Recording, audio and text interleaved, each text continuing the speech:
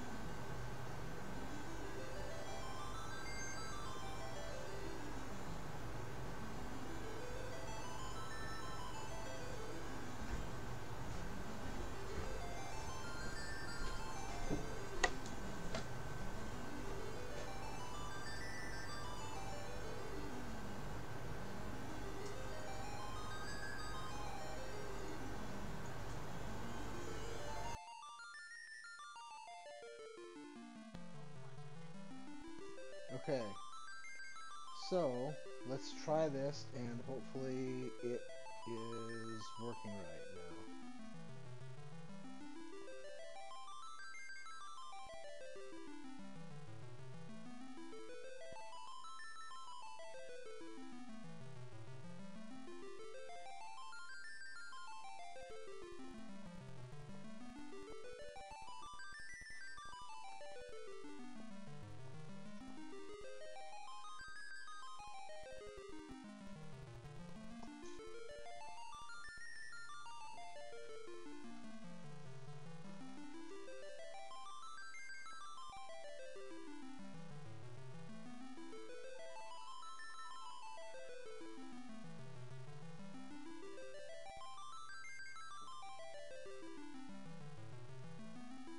Okay. Testing. 1, 2, 3, testing. Testing audio, testing.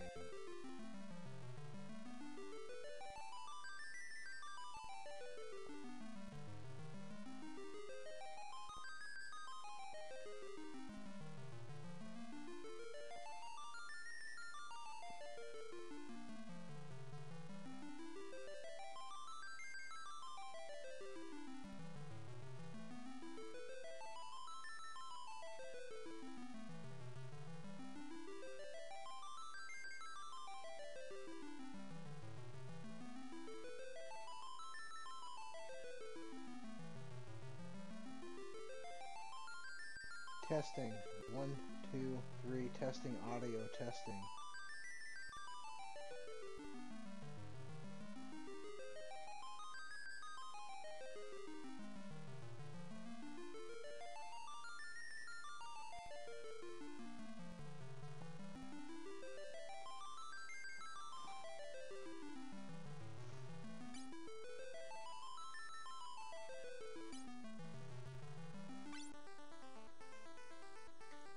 Testing. 1, 2, 3, audio, testing. 1, 2, 3.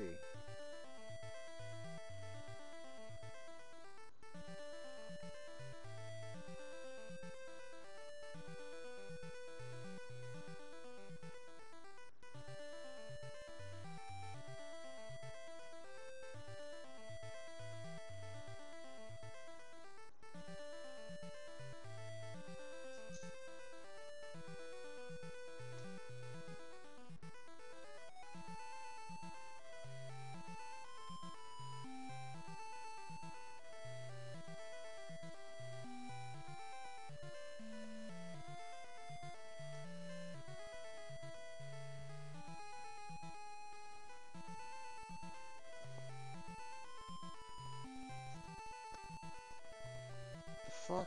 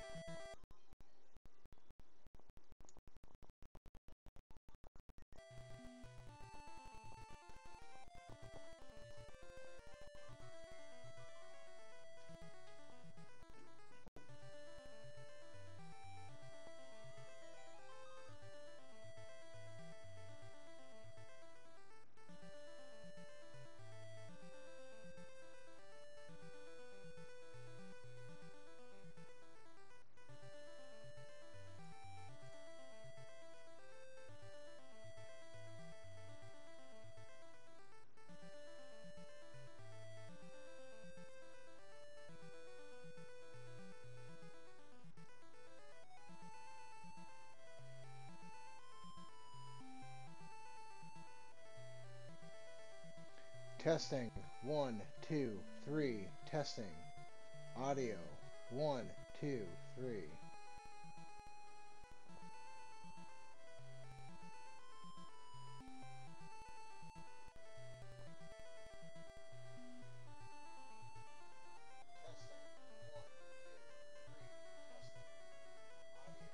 Alright. That looks to be doing what I wanted it to do. Alright, so I guess the basic idea here is I've been in here a couple of times and I've just kind of been wrecked. So against what I would rather do, because basically the idea is this, okay? I can keep going through this and then failing, dying, and then going back in and trying again, right? And I can just do that like to eternity. And it's not going to get me anywhere because I don't gain anything from that. So I guess the idea is just simply that I am going to have to do some leveling in this dungeon, and I think a good way to do that is going to be to basically just clear the dungeon. And what I mean by that is if I go through the dungeon and I collect the chests on the first few floors and then leave and then replenish my magic, save the game, whatnot,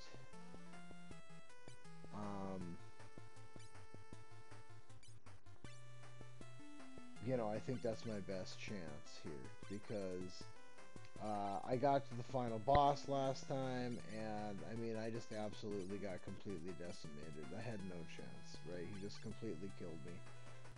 He killed me basically in 2 attacks, like wiped out the whole party. So I just don't think I'm capable with this party, with my knowledge of this game, to win that fight. So rather than just, you know, what do they say? Insanity is repeating the same actions and expecting different results, or something to that effect. You know, I would say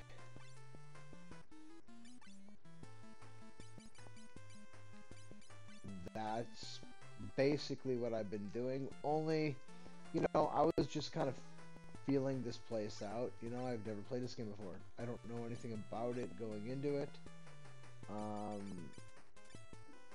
I just figured that for most of the game, I've pretty much been kicking the game's ass, and I haven't had any troubles with it, right? The biggest troubles I've had have been trying to figure out where to go next. That has presented the biggest challenge, is just, you know, typical early Final Fantasy stuff where, you know, well, where do I go next? You know, some of the later games you are really on rails, like for much of the game. You know, they give you the illusion of being able to. Well, I guess it's not really an illusion. Like, let's use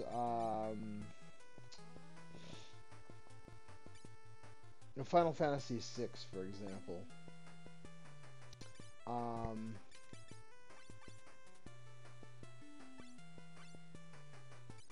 In that game, whoops. In that game, when you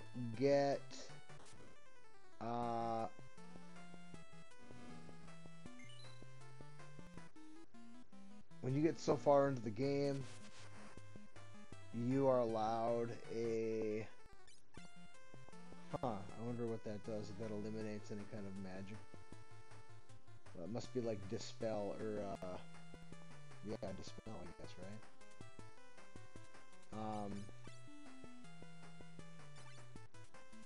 Okay. Miss Death.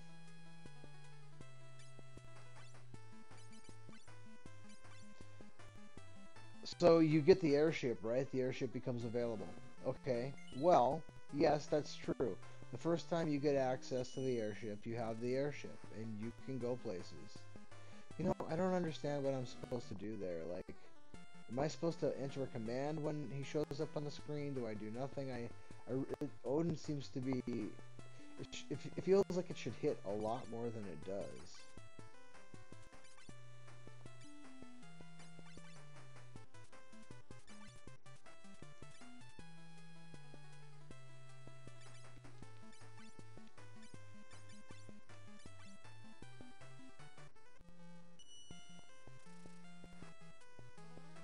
Like right there, am I supposed to press a button as soon as he shows up on the screen, and then it works? Like, is there a mechanic to it?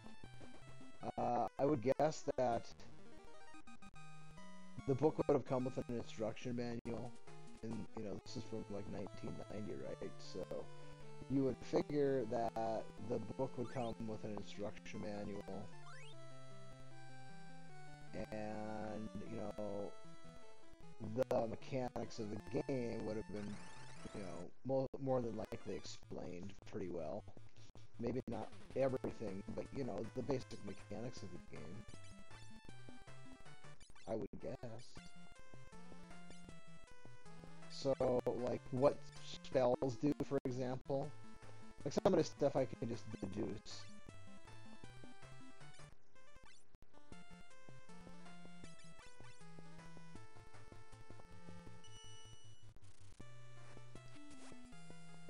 Well, I pressed A there as soon as he showed up, and then he worked, so I don't know.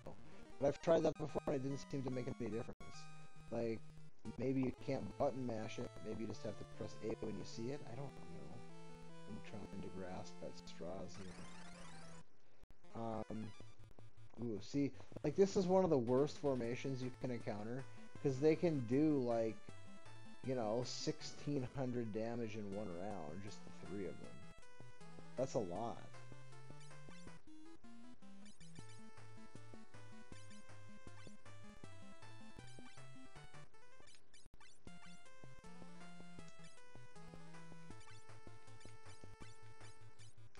Oh, okay, it's only one.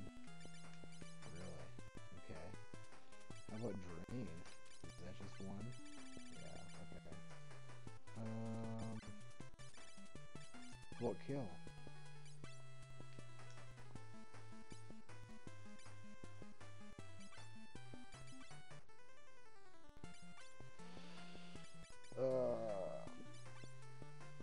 Well, I guess kill is everybody.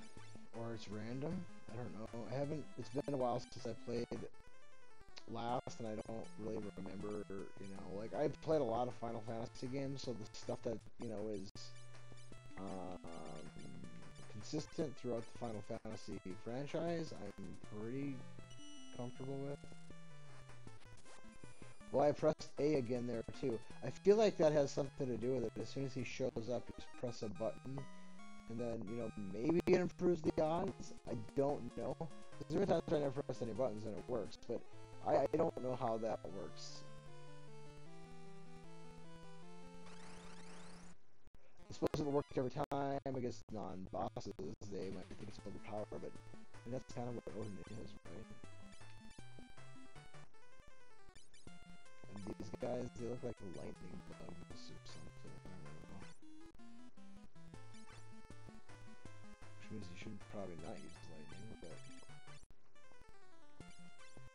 maybe it's fire you're supposed to use on them? I don't remember.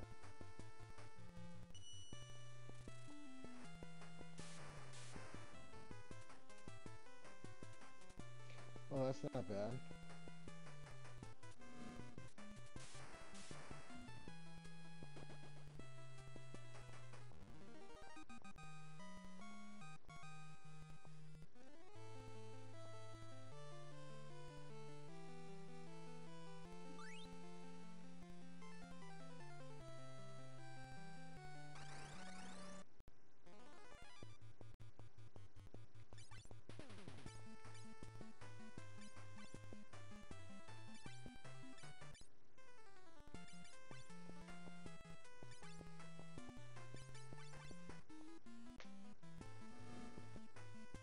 I just feel like I cannot beat the boss with what I have here.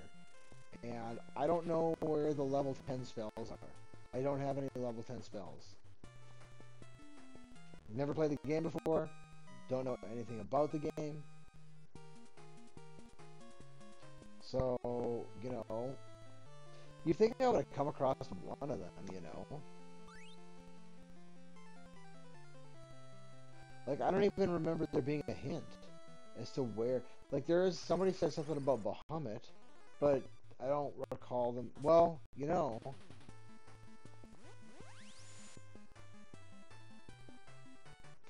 if I were to make a guess, um, if I had to make a guess, the only thing that has any kind of reference to, like the ancients and stuff like that, I think that's what they call them, I don't remember. But it was something having to do with,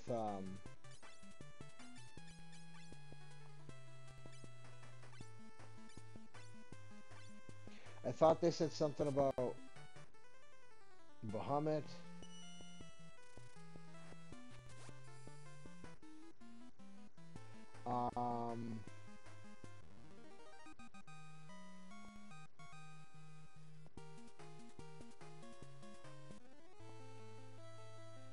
I guess I don't remember where I was when that happened, you know, when that discussion took place.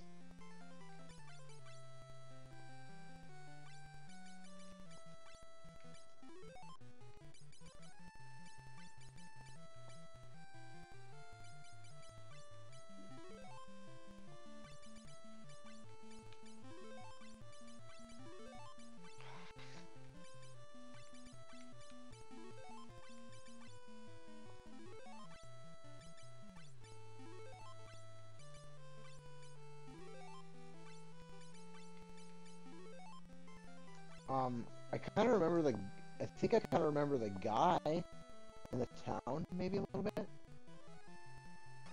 but I don't remember which town it is, and I can't find it on the map. The map system on this game, that's probably my biggest complaint, honestly, because the game is really impressive. But the way the world is laid out, and like it's been a while since I was on the first map, but the first map, like, you know, it's pretty basic, right? There's not much to figure out, but there was somebody at some town, I don't even remember, maybe somebody mentioned Bahamut, and somebody mentioned Leviathan. You know, maybe it was there's like a circle of people or bards or something like, listen to my song. And maybe somebody said something about Bahamut in a song there, maybe? And if I am remembering that right, then I think that maybe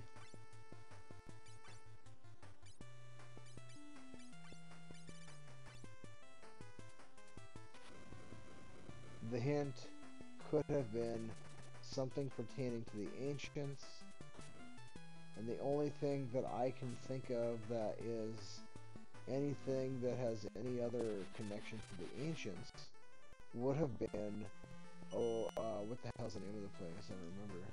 Maybe I didn't hit it fast enough. That tower, Owen's Tower or something like that, like on the first map.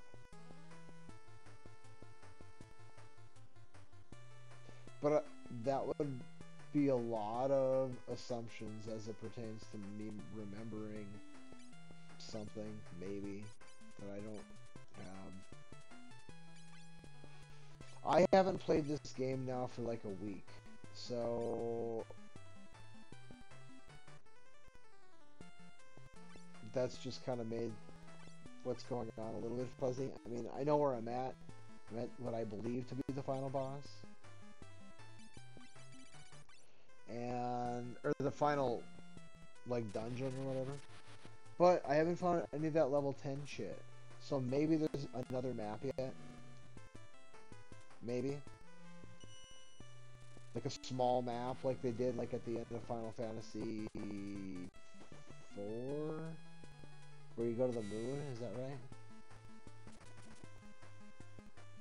That was weird. That was okay. So I've kind of been playing these games backwards.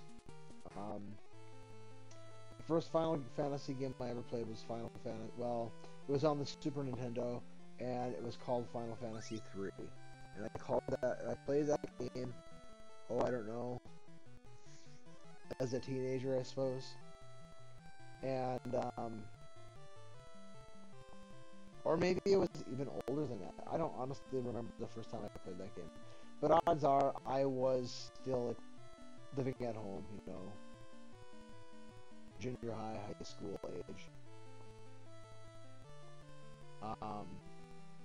When I played that game. And I always refer to it as Final Fantasy 3, but then because why wouldn't I? That's the name of the game. It says it right on the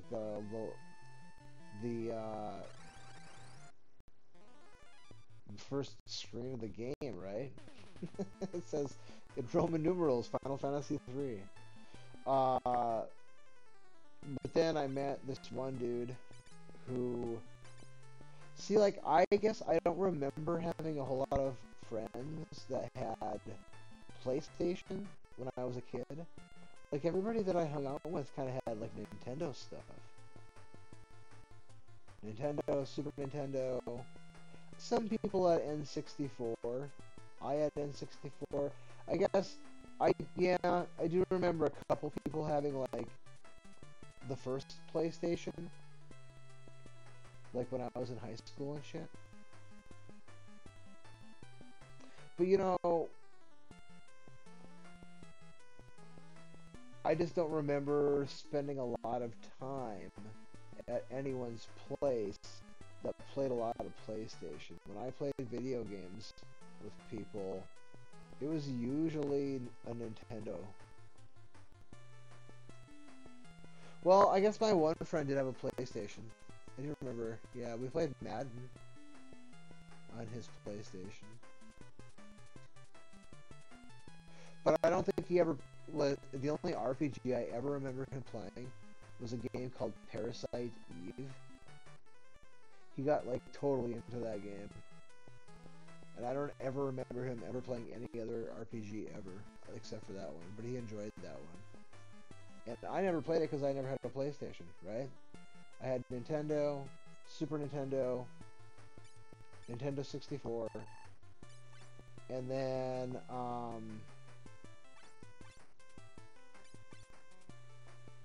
then I didn't buy another console for a number of years.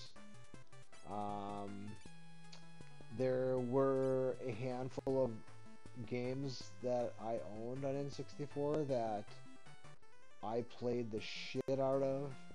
I played like a lot of sports games and like a lot of like Nintendo, like I shouldn't say Nintendo games, but they were Nintendo games, like Mario Tennis, for example, or like Mario Golf, Mario Kart,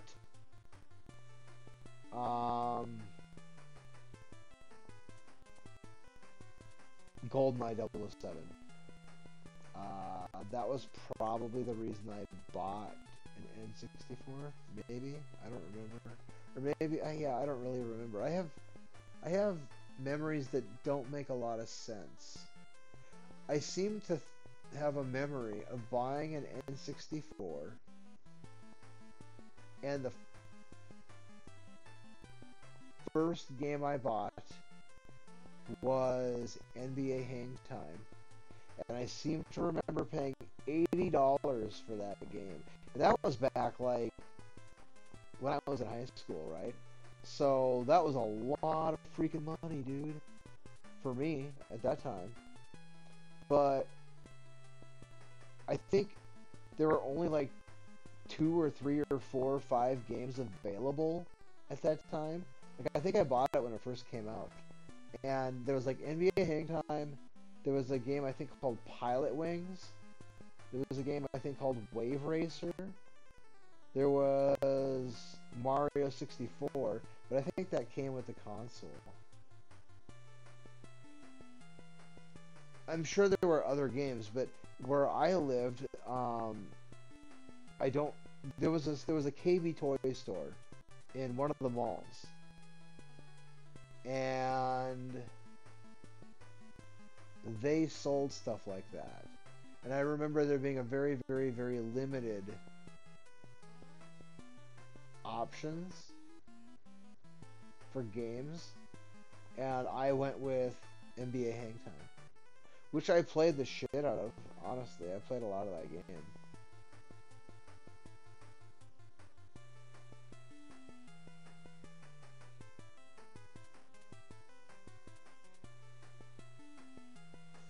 Yeah, I was definitely in high school when I would have bought that.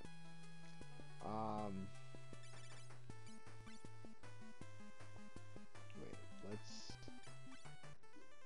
heal. But anyway, many, many years later, I met this guy who became a really good friend of mine, and he was telling me stuff like, cause he had played like all the Final Fantasy games. Like I guess he was like a really big Final Fantasy fan, right? And so he'd played them on PlayStation and all that stuff. And he called Final Fantasy 3 Final Fantasy 6, which is what it is actually. It's just that they had different names when they released games in the United States versus when they released games in Japan. Why? I mean,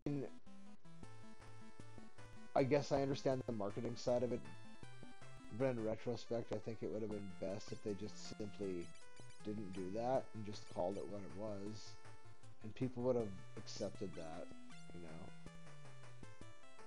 I think. I guess it was. I don't really know. I don't really understand all of it, but it's just the way they did it. It's just how it happened. So anyway, the first Final Fantasy game I played was Final Fantasy 3/6 on the Super Nintendo, and then I didn't play another Final Fantasy game for a long time because all the Final Fantasy games at that time were only released on PlayStation systems. That was the only way to play them. So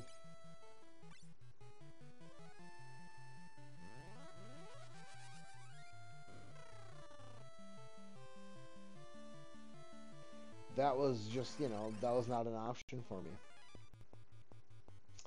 And the next time I played a Final Fantasy game would have been, ooh, these guys, oof.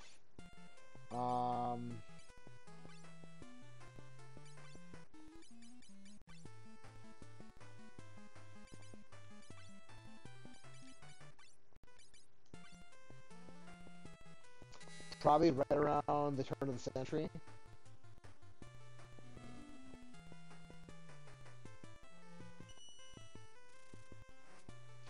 A buddy of mine,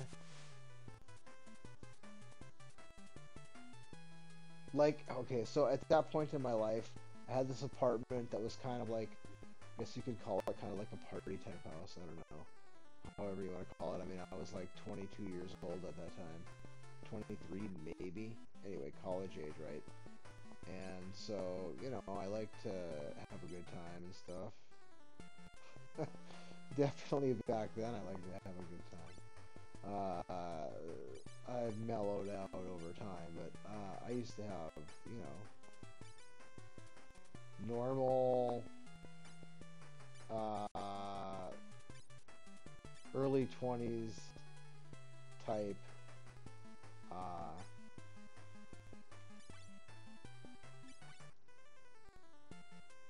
whatever. But anyway,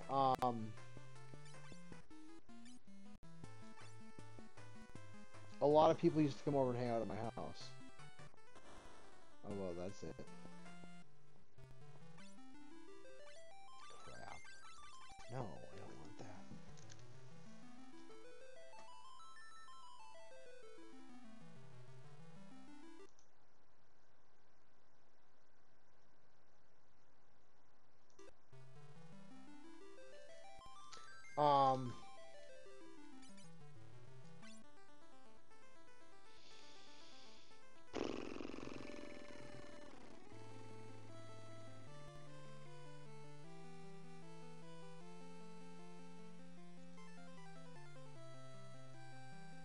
So anyway, people used to come over to my house all the time, right? People just hang out there.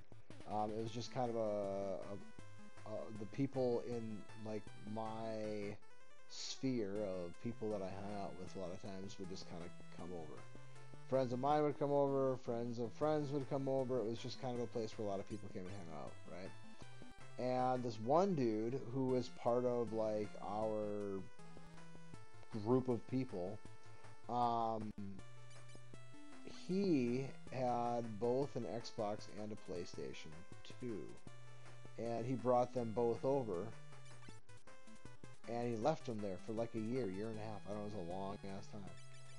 And because like everybody kind of just came over to my place and hung out, right? So since that's where he spent most of his like recreation time, he just brought his shit over there, right? So at that time, so we had, three systems there, well, I mean, more than that, but like, video games to play options were there. And,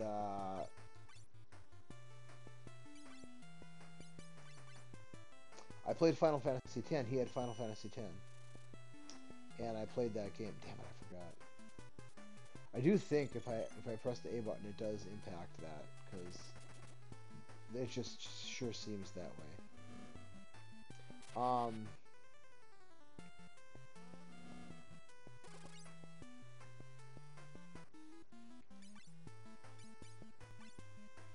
And I had a good time with it. I remember really enjoying the game.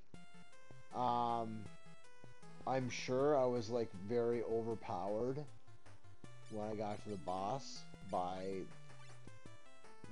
what I would normally, now I'm like right now, right? I've probably been, I don't want to say if I've been overpowered or underpowered because I don't have any point of reference in this game. I haven't had much trouble with stuff, but so maybe I have been overpowered for much of the game. But I kind of don't feel like I have. But I think there's been every time that I've gotten to like a major boss, those were the guys that would beat me. I'd be introduced to something I hadn't seen before. Like I don't remember who the first one was. It's been elemental attacks basically. I think it was fire too. Damn it, I did it again. So I think what happens is. As soon as Odin shows up on the screen, I have to press the enter button. I guess it would be the A button, and then maybe that's what impacts Odin to trigger and work. I don't know. I'm guessing, but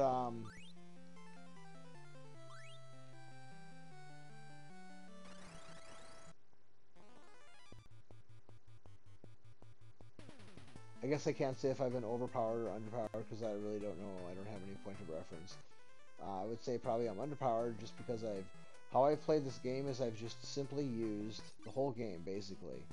I've just simply used whatever the best like weapons and or like gear, armor and stuff that the game threw at me. I would choose those jobs that could use that gear and armor. And that's just pretty much how I've gone since pretty early on. I did have a black mage and a white mage for a very, very long time.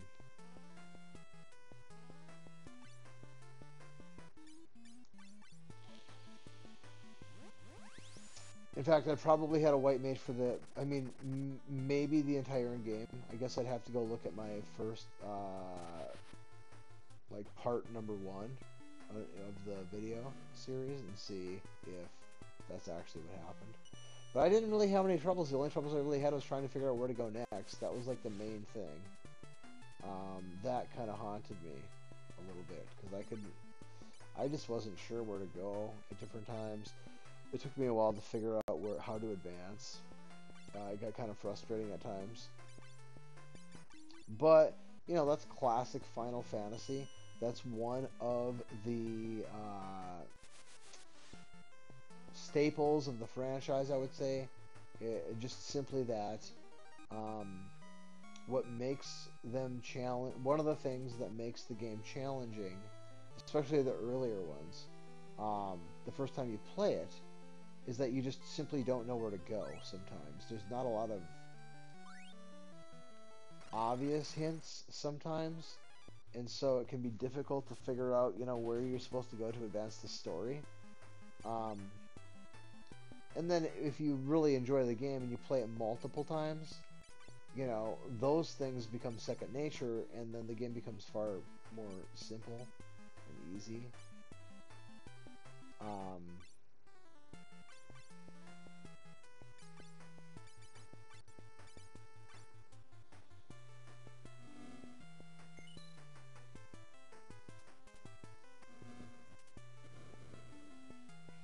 wow.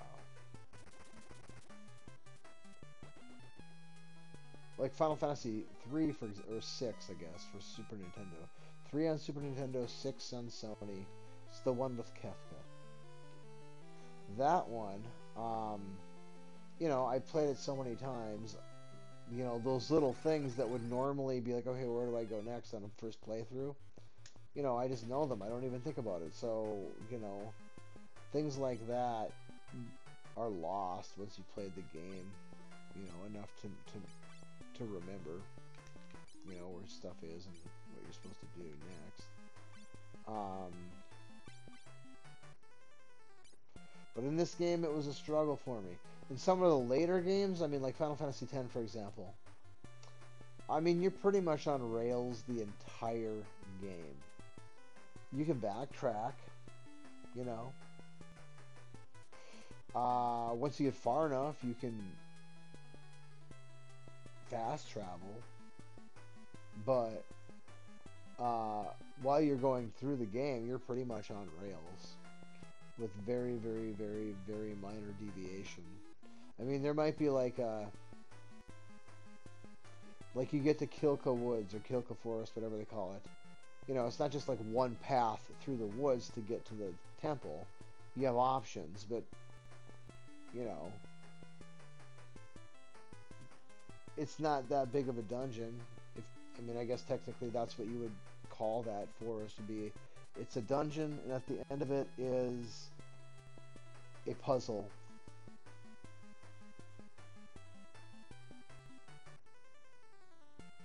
And then you kind of repeat that through the rest of the game. Anyway, I had fun with Final Fantasy X, and then I didn't play another Final Fantasy game for... Damn it, I did it again. Every time I do it, it seems like I just forget about to be focused.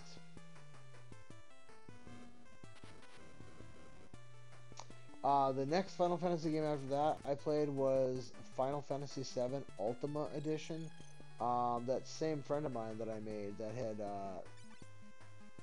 taught me about, the naming scheme as it was based on the Japanese release versus the American release and all that type of everything that went along with that.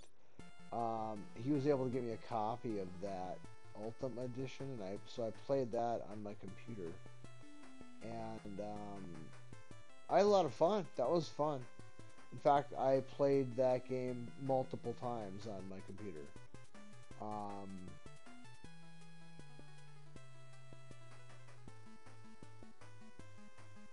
I have not played that game for quite a long time, though. I would be very, very, very rusty as it pertains to having a memory of... I mean, I remember the story, but as far as where stuff is at, I would not remember.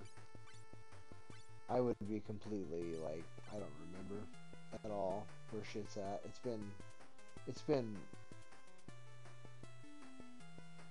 well, I don't remember 100% for sure when the last time I played that was, but if I was gonna guess, it's very possible, if not likely, that the last time I played that game was 2009. So it's been a while, I remember the characters' names, I remember what we're doing and how we're, trying to save the world. Like right there, I didn't press the button and it worked anyway, so I don't know if it increases the odds or not. I do feel like it does increase the odds, but I could be wrong. And then after that, I did not play another Final Fantasy game until I played. So it was 3/6, 3 on the Super Nintendo, then 10, then 7, then 13. And the reason why 13, because I had an Xbox. I chose Xbox over PlayStation. So when my buddy moved, well, he didn't move out, but when he took his stuff, there was a falling out. Like, it was kind of looking back on it, I was never really, it wasn't any of my business, so I never, like, whatever. But friend A really liked girl A. Friend B was supposed to be friend A's, like, best friend, right? They were supposed to be like best friends or really, really close friends. But I'm not sure if girl A just didn't have any affection for friend A and just was attracted to friend B. I don't understand. I don't know how all that stuff went down, right? Like, and that's always been kind of a problem in my mind. It's like, okay, well, it really comes down to what the girl wants. Like, that's kind of how it always is in those kinds of situations, right? Like, she likes who she likes, and it doesn't matter who all likes her. That's just how it is. She just likes who she likes. If there's 20 dudes that like her, and she likes one of them, who do you think is gonna be dating that girl? It's not that complicated. But there is some level of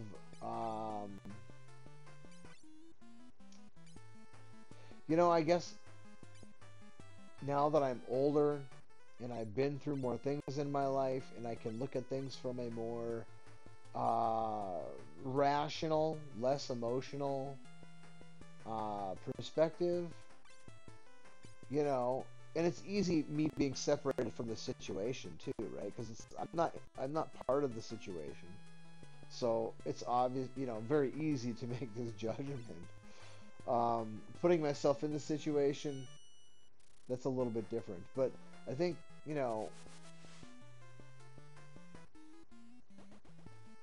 I guess it really depends on the. I guess this is the way I would look at it, right? Um, let's say, okay, I'll just make up some names here. Um, okay, Eve, right? Adam and Eve, right?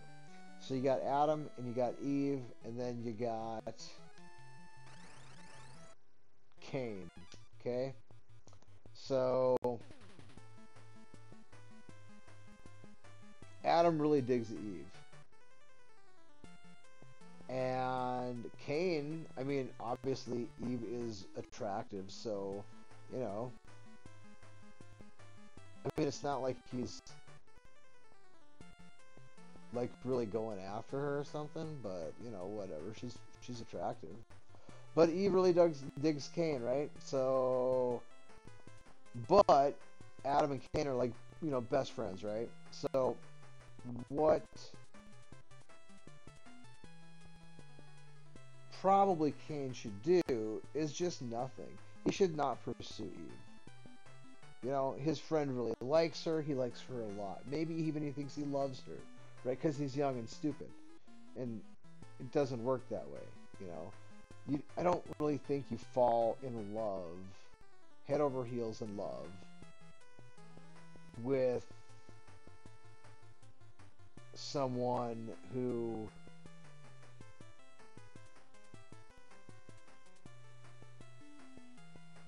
does not return that affection to you, or at least you aren't aware of it. I guess, like, let's say you start a relationship and you fall in love with this girl and she says she loves you too, and so then it goes down further and blah blah blah blah blah, but the time passes and you realize, well, no, she doesn't love you. Well, you fell in love with this girl. It just happens, right? But I don't think that a person can really fall really head over heels in love with another individual without having some sort of back and forth there. You can have a deep infatuation. Like, you can find a woman to be just totally gorgeous, and every time she walks in the room, you know, you feel like the room just got better. You really like her, but I don't think you're in love at that point. You know, it's not. Love is so much deeper than that. You know, I think you have to cultivate love because so much of that comes down to like respect and admiration. The whole thing of being just really intoxicated with this other individual. That's not love. I mean, that is usually a very physical level of infatuation. Your eyes see something that they really, really like. Your sense of smell picks up pheromones that drive your brain nuts, right? So these are all physical things that are, really making you very attracted to this other individual, right? Well, that's not love. That's just really a very physical connection there. Love can grow out of that, you know, if you have all of that electricity and all those sparks are there. It's you know, love can definitely um, grow in that environment, 100%. But oof.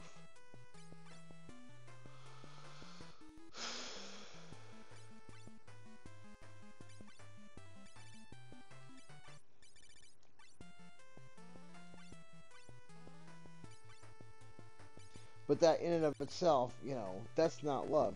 If you leave that environment and then you don't see that girl again for like a month, during that month's time, you might have, thoughts of her enter your mind from time to time. Um,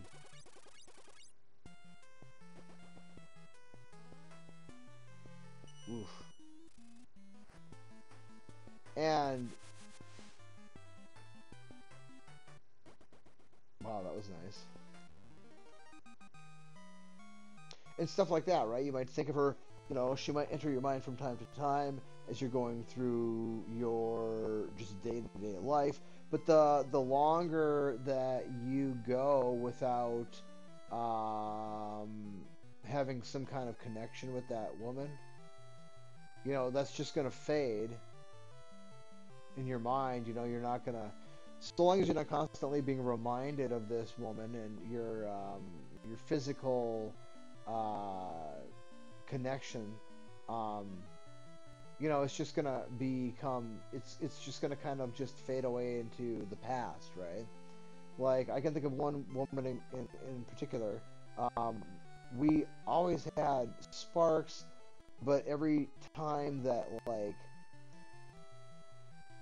my life lined up where it would work out, there was something in her life that blocked that from ever blossoming. And the same thing with her. Like, other times in her life where things were, uh, flipped around, where there were things in my life that would block that from blossoming. And it kind of went on like that for a while, and it just never, ever went anywhere. But that was a woman that, I was very attracted to. She's a beautiful woman. But it was, the timing was always wrong, you know?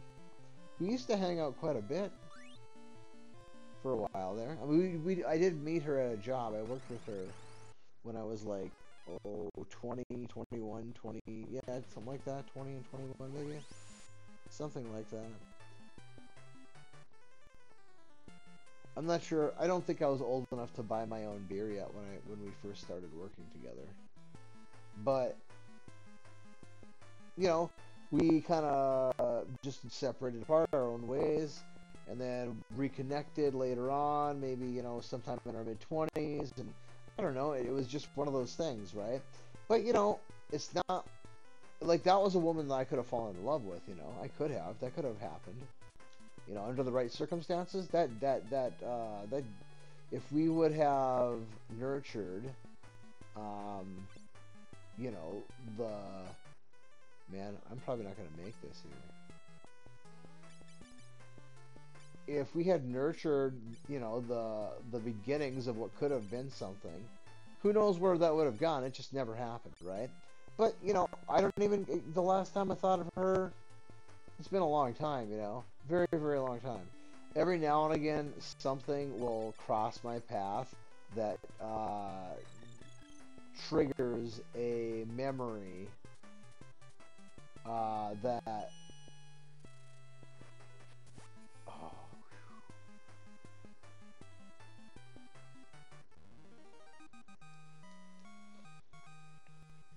Oh, that makes me think about her. But I mean, I've probably gone years without having anything cross my mind that made me think of her.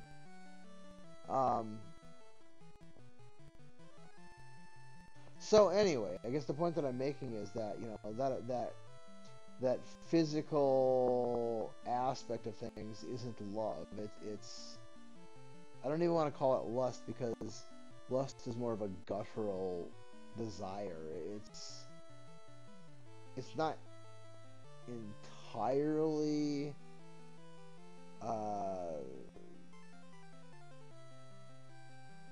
negative. Like I think a husband and wife can lust for one another, and I don't believe that would be like a sinful or a negative. You know what I mean? Usually when people say lust, they think of it in a negative context, and I would agree with them that typically, yes, it probably would be something to be thought of as negative. Man, I don't know if I'm going to be able to get out of here. I really don't like the odds of me making it out of here right now in this situation. And I can't warp out of here.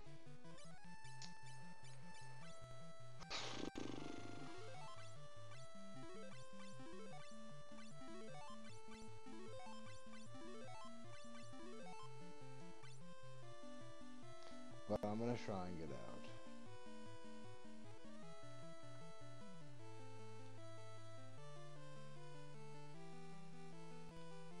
I would say a lot of marriages probably started off where uh, there were lustful desires between the, the future husband and wife. Absolutely.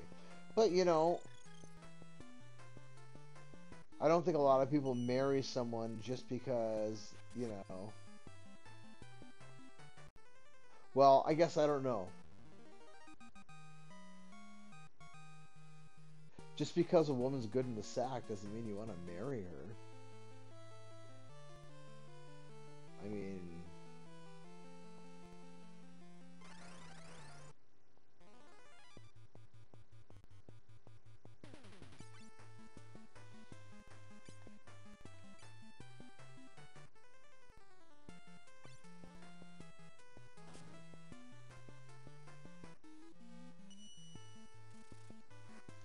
damn it, I pressed the button too soon, I think. Oh, man. I feel like I'm in real trouble here.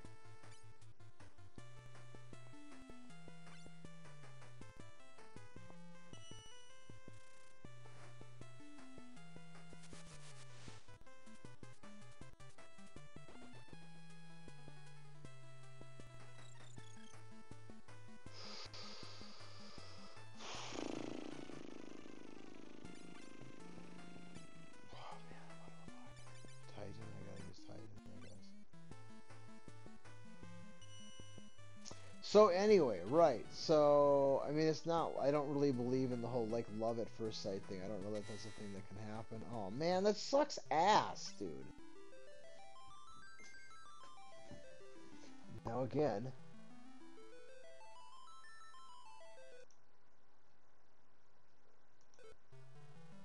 so the the long story here gets back to, so, what is Cain supposed to do? And I guess in that situation, for me, I say, Cain should probably not pursue her. But if she pursues him, Abel's just, or Adam's just got to get over it, man. I mean, his friend did not pursue this woman. And I don't know if that happened. I think actually in the situation with the people I knew, I think that Cain actively did pursue her. Maybe even spitefully. He, I kind of have mixed feelings about him. I mean, the person he was back then is not the person he is now, and I don't even really know the person he is now. We haven't been in contact now for a very long time. But,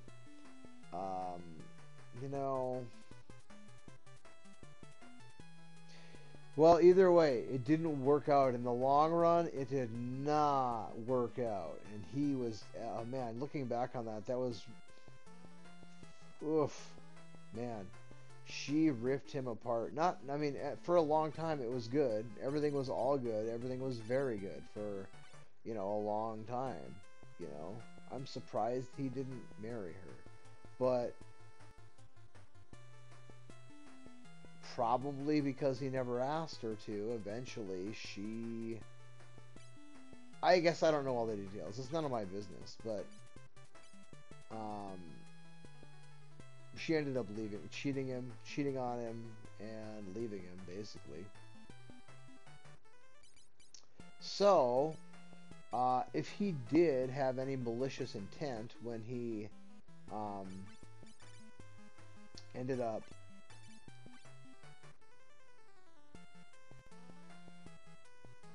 coupling with this woman, even though he knew his friend really, really liked her, he paid for it, boy. Oh boy, did he pay for it. And honestly, man, I don't know. It's different now than it was, right? So when I was a kid, it's like I had a totally different perspective than I have now. Now I've been married and divorced, okay? And at this point,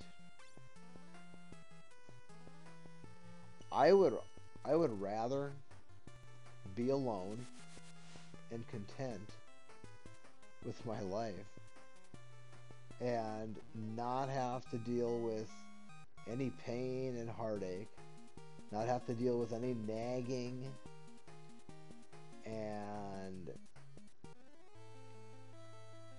shit that I don't want to have to deal with.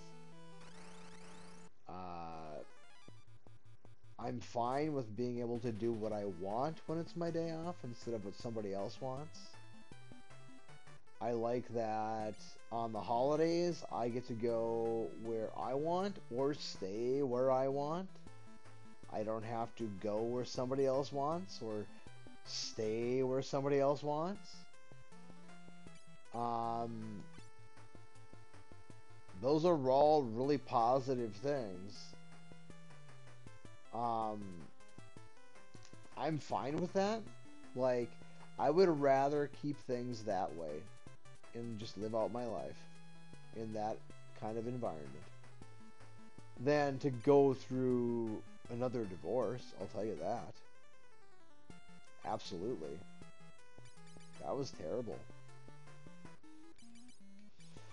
But, and it sucks because the flip side of that coin is if I knew going into it that it would be, and it sounds corny, but if I knew going into it that it would be happily ever after, right? I would take a guaranteed happily ever after over alone and content and doing whatever I want whenever I want, because happily ever after is pretty freaking good. Because if it is happily ever after, then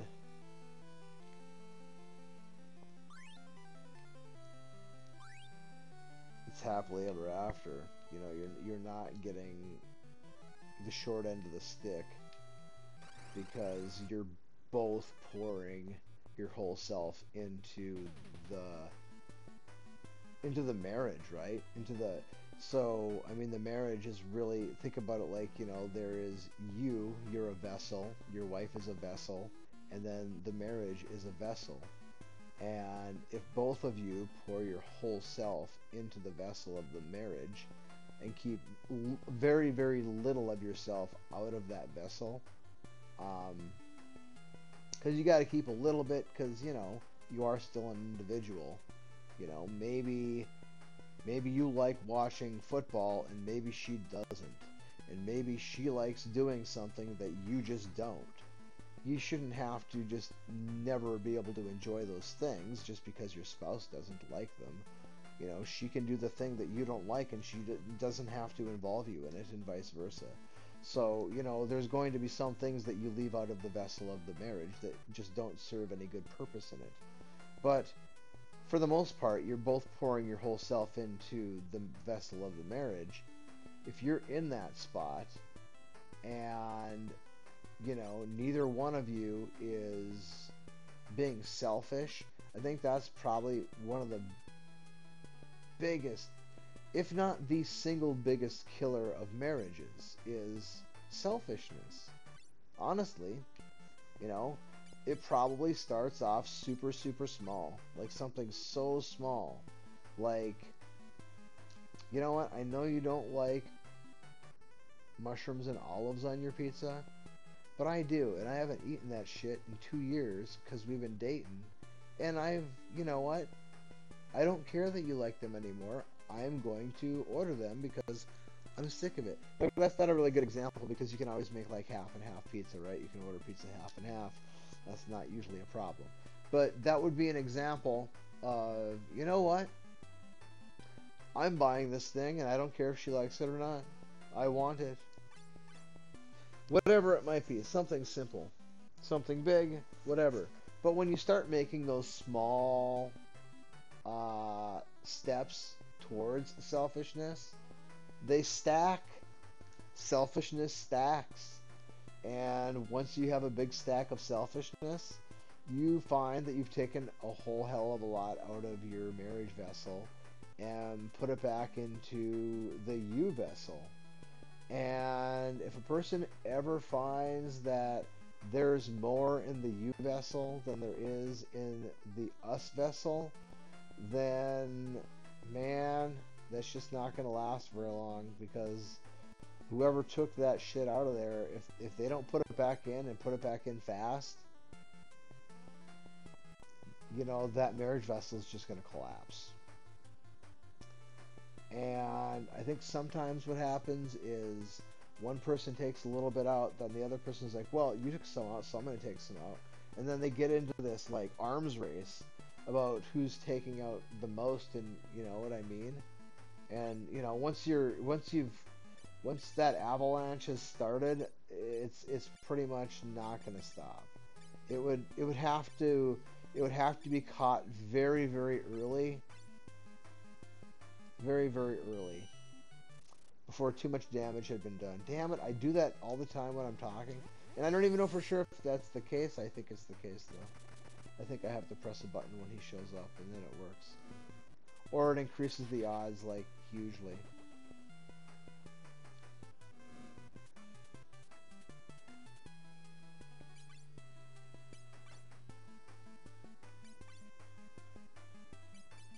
So, I don't know, man. Like, it's been...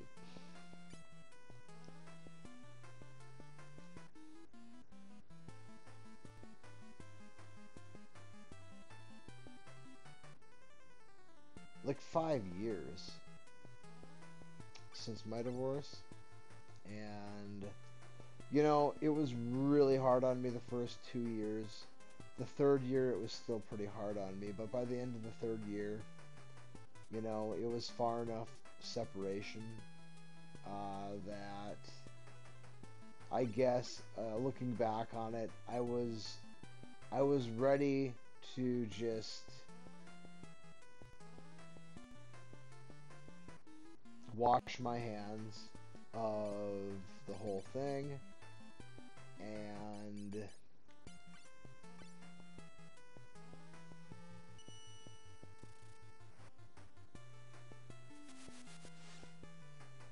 that's just basically what happened.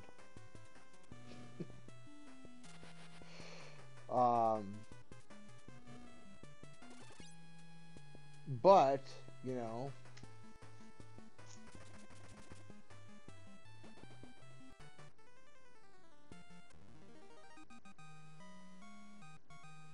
the idea of trying to cultivate a new relationship just really doesn't. I mean, but I'm in my early 40s, so if I was in my early 20s, like that would be a totally different story, man. Like you're such a different person when you're in your early 20s, mid 20s, late. It doesn't matter. I mean, I'm 20 years. If this was 20 years ago, I mean, I wouldn't have that same perspective. I would be looking forward. I still have long-term plans that would be, you know, designed to have been accomplished by the time I reached my age now. And those would most definitely have involved some sort of mate or a spouse or whatever you want to call them. But now, I mean, I've been there, I've done that, right? Like, I was in 100% into my marriage. It was an extremely valuable asset to me. It was a life goal of mine to get married once, and to never get divorced. That was a life goal of mine. And so when I lost that life goal, it was pretty hard on me. I mean, it is what it is, though, right? I mean, what am I gonna do? It's in the past, so there's nothing I can do about it. But looking forward,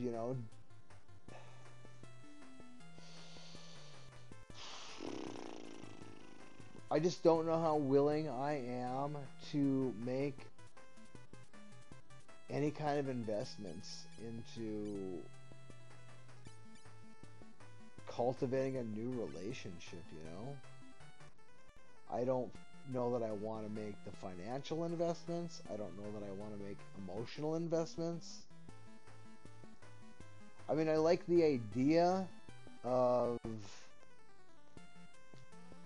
growing old with someone, I guess, but I don't like the idea of bickering with someone for the rest of my life. Like, that doesn't appeal to me at all. I don't want anything. I'd much rather be alone, like I said. I'm content with who I am and the life I've chosen. I mean, I'd like to have more money,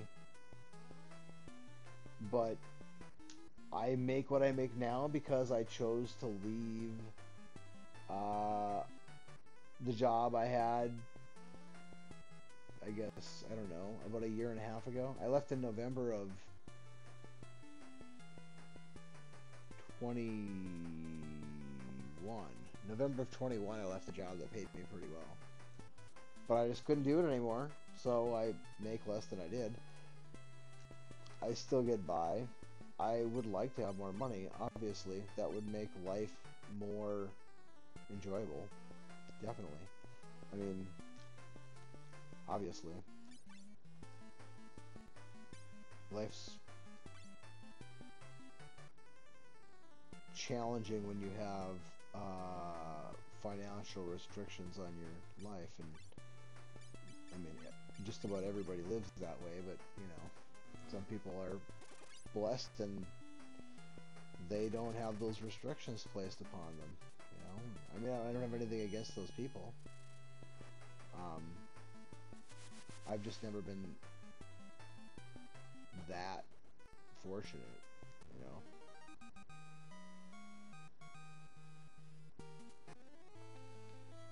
I don't really believe that having an assload of money would bring happiness to me or really anybody, I mean, obviously there's going to be the whole newness thing, right? If it's something that you just come into some point during your life, then you have, you know, it's the newness. And it doesn't matter what new thing you get. If it's a substantial thing, um, that's cool, right? So you get a new car. It's like, yeah, I love my new car. It's great. It's awesome. And then after you've had it for long enough, then it just simply becomes the new normal. And so you've lost the newness. Your new car has just simply become your new normal.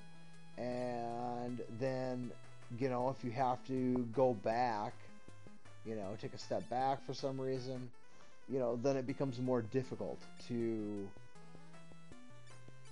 go back in life, right? You know, there are certain things that once you cross into a new area, you know, you're you know, going back is not really an option, you know. Like food is a good example of that. So things that you may have really enjoyed in your 20s, like I'll use. So when I was a teenager, one of my favorite meals was a McDonald's number one extra value meal with a Coke. That's a Big Mac, fries, and a Coke. That was like so good when I was a teenager. That was like one of my favorite meals. I just was that was a really good option. At this point in my life, like it would be awfully difficult for me to choke down a Big Mac. I'm sure I could do it if I was really hungry. You know, I could do it. But that shit's nasty, man. Freaking no, dude. McDonald's, like about the only thing. Okay, there's. If I'm gonna be totally honest, there's three things that I will order at McDonald's. Ice cream. That's the first thing. I'll eat their ice cream. Their ice cream cones are fine. And their hot fudge sundaes are fine. They are a little bit small for what they charge, but they're fine. I don't think it's going to make me sick, anything like that. It doesn't taste nasty. I'm not repulsed by the smell or the taste. The ice cream is fine. Well,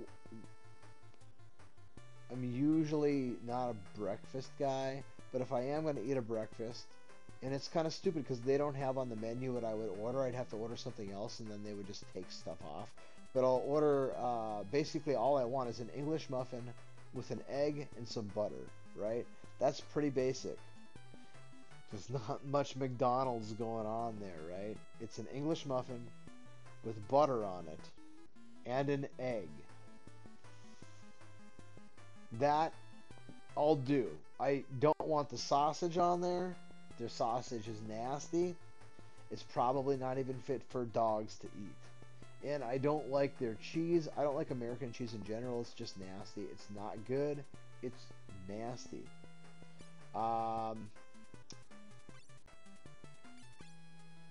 The third thing, and this I always have the most difficult time justifying eating it, and if I do eat it, it's because I'm in a big jam, right? I have very, very limited time, and for some reason I have to eat something. Like maybe I have to take, like I had a crown put in about a month and a half ago, and I was on antibiotics after that, and I had to take food with that antibiotic, and I had to take like over-the-counter pain meds with it too, because they wouldn't even prescribe me medication. It was so much bullshit. I don't even want to get into that. I was so pissed, dude. It's like a freaking dentist that doesn't prescribe pain meds is like a freaking mechanic that says, "Oh, we don't do oil changes here." It's like, what the hell, man? Like, you don't... That's a whole different thing. But anyway, if I have to, and it's tough, I really have to choke it down. You know, the English muffin with butter and an egg, that's fine. It doesn't taste nasty. It doesn't taste McDonald's. It doesn't feel McDonald's. It's pretty basic shit there. Even McDonald's has a hard time screwing that up. But the thing is, they don't have that sandwich. You can't just order an egg sandwich. You have to order an Egg McMuffin and then say, I don't want any meat and I don't want any cheese. So they charge you like $5. And then you get like, you know, I don't want all that crap. All I want is the English muffin and the egg, because that's like, you know, not nasty. But the third thing, just a regular hamburger. And I tell them to add lettuce to it and then extra onions. I feel like the extra onions and the lettuce seem to like somehow maybe cancel out some of the foulness of the rest of whatever I'm consuming. I don't know. I just the meat there at McDonald's is it's low quality, dude. It stinks. It doesn't taste good. It does not taste good. It does not smell good. It's not good. It is not good. It's bad. It's very bad. So I have a really hard time choking down their food. Even their French fries, man. And I used to like their fries a lot. But they're not the same, man. They use a different kind of frying oil than they used to. Whatever seasonings that they used to put on, they do something different now than they used to. It's not the same. You'd think they couldn't screw up French fries, right? Well, they found a way. I think they're just using an inferior, cheaper frying oil than they used to use. I don't know what it is. I just know that it's different than what it used to be. And I didn't press the button, but it worked. So anyway, that would be a good example, right? I used to like #1 extra value meal, man. That's freaking meal of champions. I used to love that shit. And now, I mean, even if I guess if I was with someone and they bought me the meal, I would choke it down out of courtesy, you know? Like, well, you bought this thing for me. The least I can do is choke it down. So, okay. Here we go.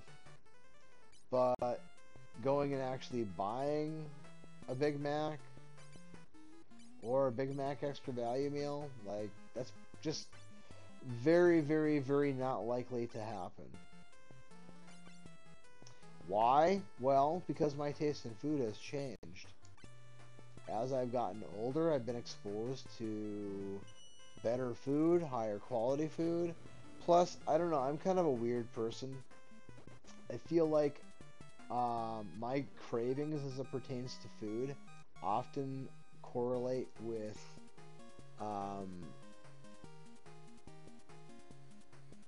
things that my body needs, right? So, like,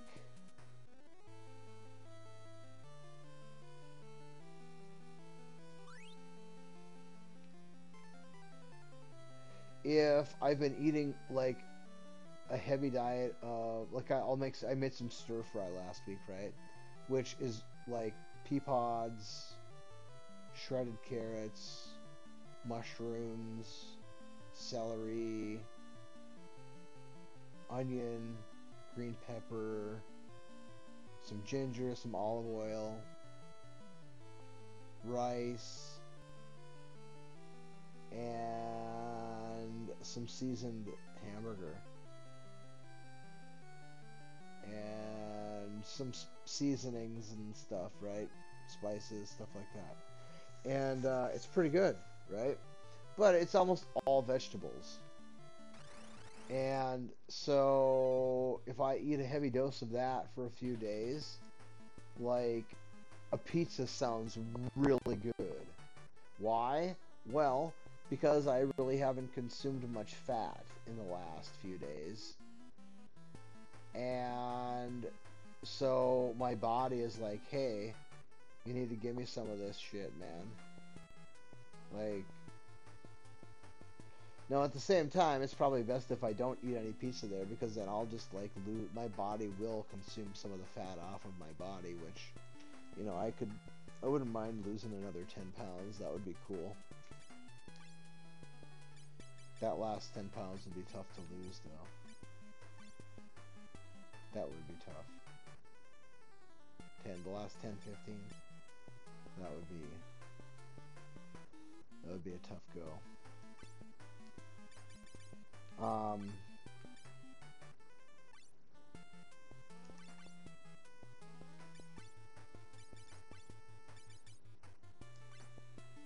Damn it, I did it again.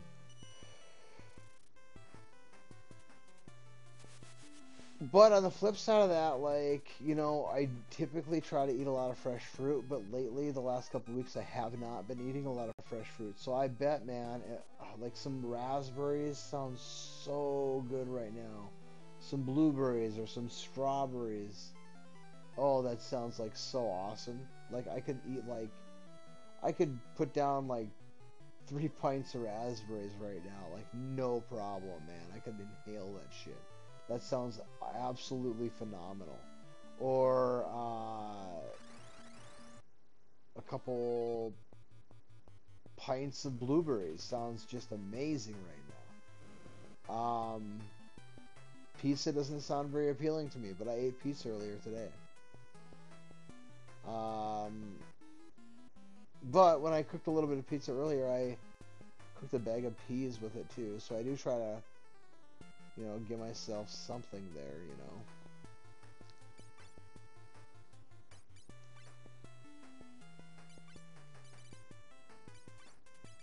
It doesn't always work.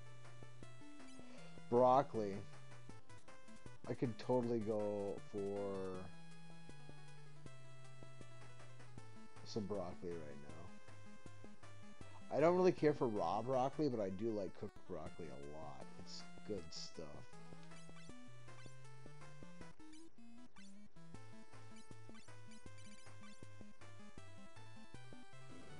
Oh, man.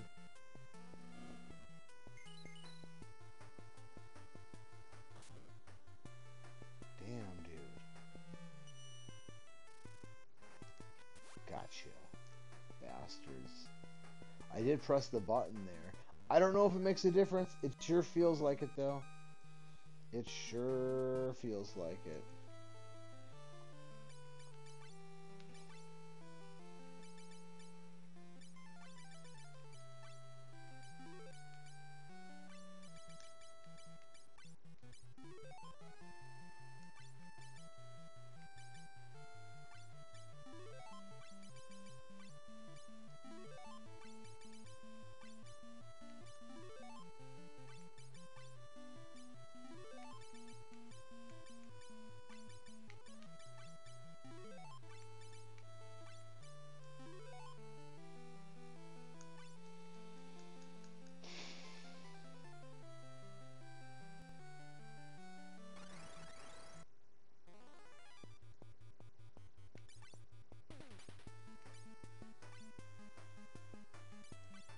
So anyway, right? So,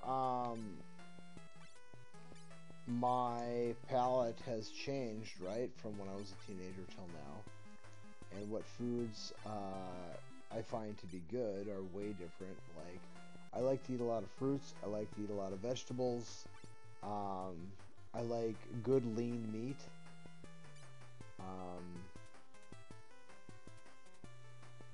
Fish. Fish, if it's the right kind of fish and it's cooked right, is good. I mean, fish isn't hard to cook, man. I do like fish that's not super fishy. Like, I like white fish. Cod is good. Pollock is fine.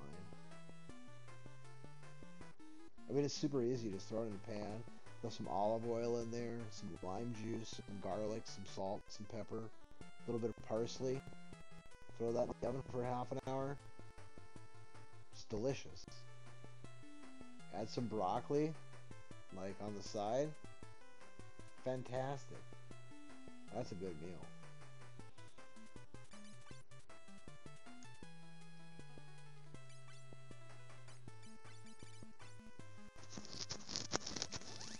But when I was a kid, I didn't really like fish. Um,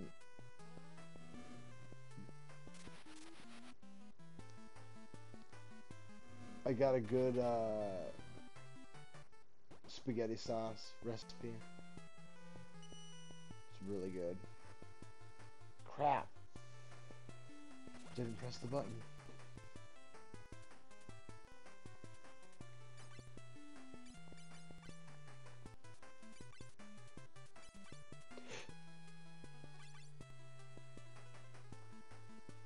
That stir fry recipe I kind of just evolved over time. I added things, removed things. It's pretty good. It's pretty solid. My same thing with my chili recipe. Kind of like still messing around with that one. I'm not super pleased where it's at. I mean, it's good. Like, it's usually better than if I have chili somewhere. I'm like, yeah, okay, my shit's better usually. Not always. I mean, you know, whatever. But it's still, it's not like it's missing something yet. So I still got to work on it.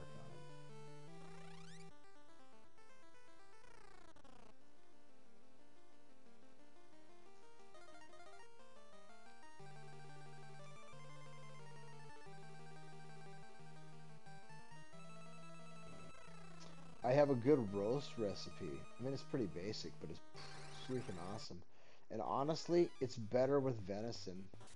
I do adjust the recipe a little bit for venison, but man, honestly, like a roast, like a hind quarter roast off of a deer, I would much rather make a roast out of that than like a chuck roast from beef, which is excellent. It's really good. I just think that that venison just has such a, oh man, that's so good, man. It's very good. A roast, maybe, you know, not you know, steaks, maybe not so good. I think I'd probably prefer a beef steak, venison steak, but a roast, yeah, that venison has just, it's got a really a very gamey flavor that is, for me, I think it's awesome. I think it's like when you were a kid and you pulled a carrot out of the garden and just how like natural and just full of goodness it tasted, even though it maybe still had some dirt left on it. It was so good. I mean, I like carrots. I like raw carrots. I like cooked carrots. So, well, depends how the carrots are cooked, but I do like raw carrots. I kind of feel that way about venison, man. Venison is really good. I think so. If it's prepared right, right? And it depends on what kind of cut of meat it is. There's a lot of shit there. The venison can be really, really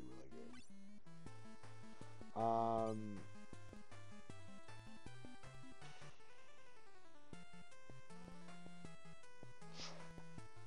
I've got a pretty decent taco meat recipe.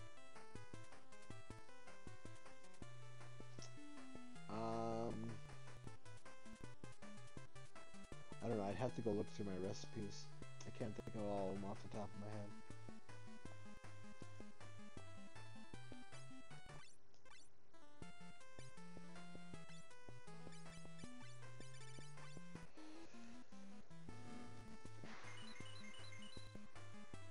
But typically the things that I eat do have pretty high vegetable content. I do try to eat a lot of fresh fruit.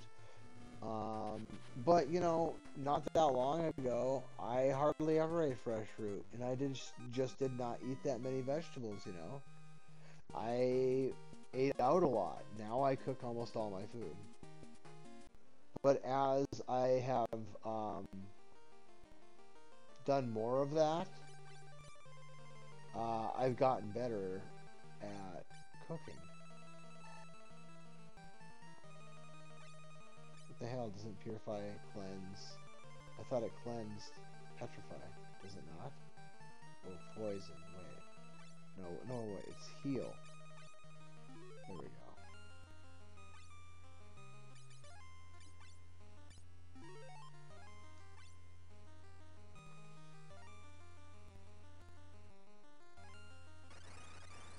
And sometimes when I go out, you know, things.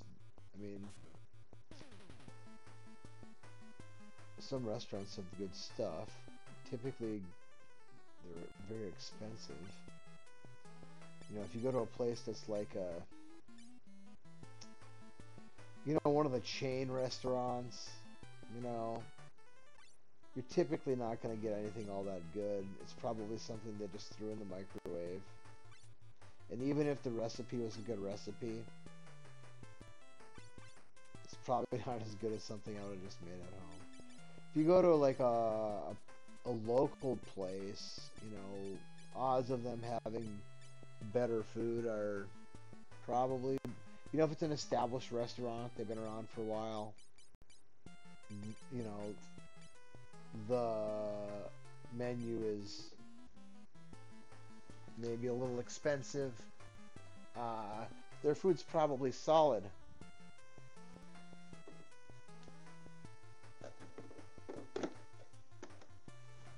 But you pay for it. So, you know, there's trade-offs there. You know, you can make it yourself. You can go to an inferior restaurant. You can make it yourself, or you can pay for, you know,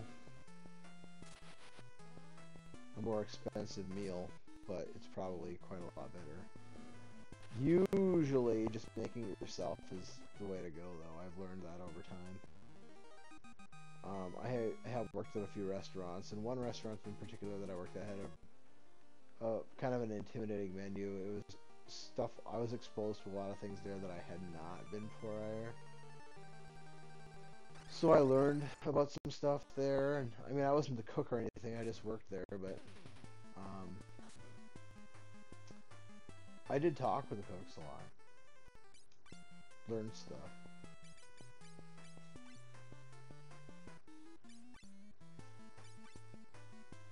Tried dishes that I'd never been exposed to before.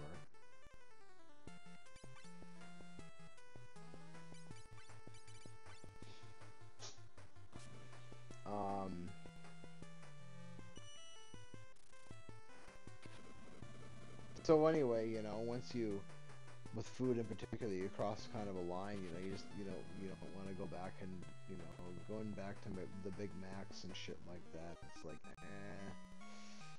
no, I think I'm okay on that.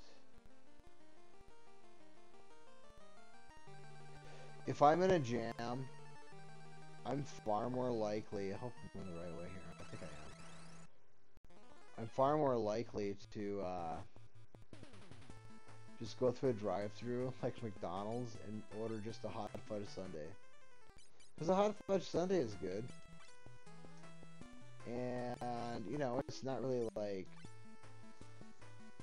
it's not something that you're going to make a meal out of, but it does put something in your stomach. It is kind of sugary. I try to stay away. I used to drink Coca-Cola like crazy. Like, I would drink cases of Coke. Like, so much Coke.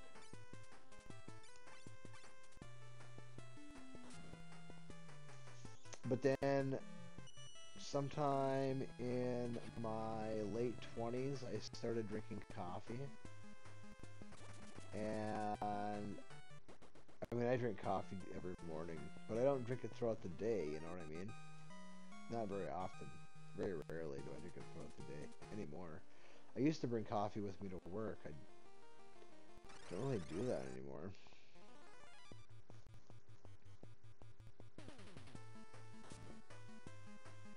I drink a lot of water throughout the day. Like, especially if I'm at work. I should be drinking water right now, honestly. In fact, I am gonna get some water here.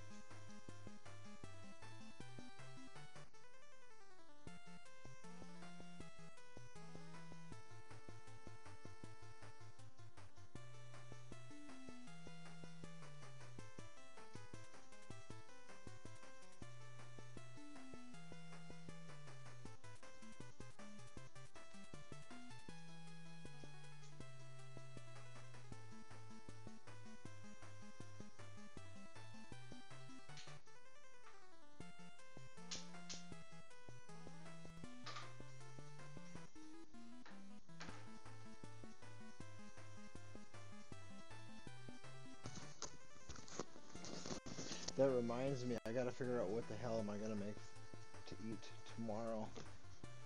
I need to make something tomorrow afternoon.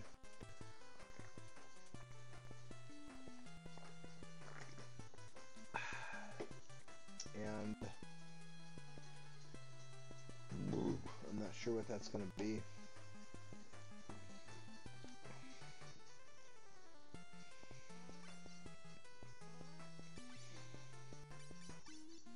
I've been thinking about that for the last couple of days. What am I gonna make on Sunday?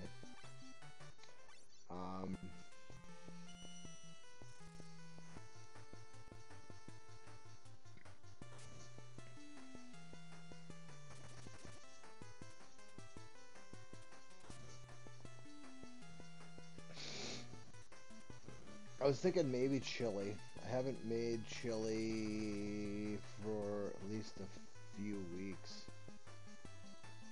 Maybe over a month, I don't remember. It's probably been over a month.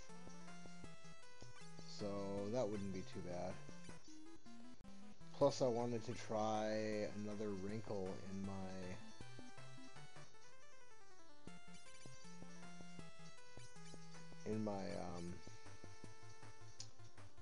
chili recipe. But you know what, I'm out of some spices, so I do need to buy those. That's probably why I haven't done it. It's because I just was like, well, I have other stuff on hand that I can use without going and buying that shit right now. I'm pretty sure that's probably what the deal is. I've just been, I guess you could say, being frugal and at the same time being kind of lazy, I guess. I mean, how much does it cost to buy some seasoning? I mean, I guess spices are kind of expensive, but I don't need to buy a whole ass load of spices. I have most of what I need. I think I just need some chili powder.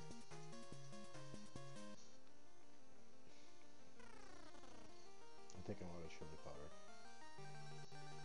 And I was going to try a different one than the one that I... Actually, you know what? I probably didn't...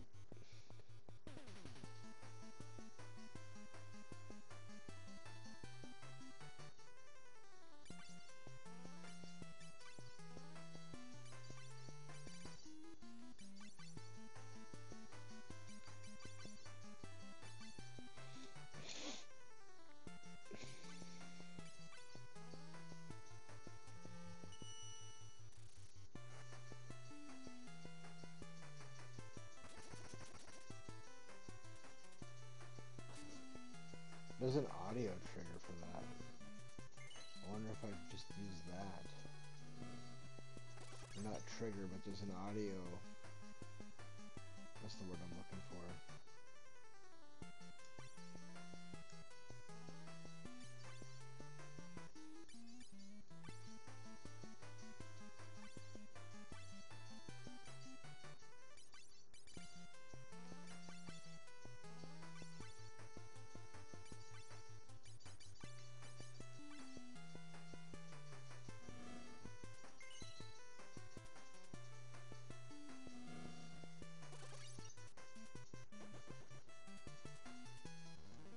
I was gonna try, would a cue be the right word? I don't remember.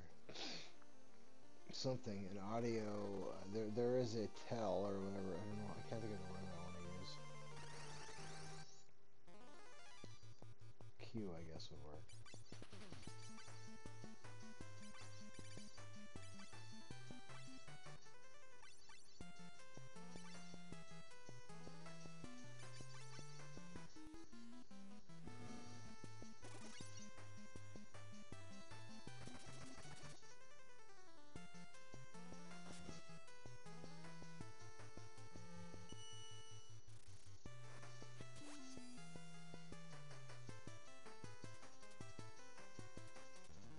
It's pretty subtle, the audio there. I think you're almost better off with the visual. But if you're thinking audio and then if you see visual, just react.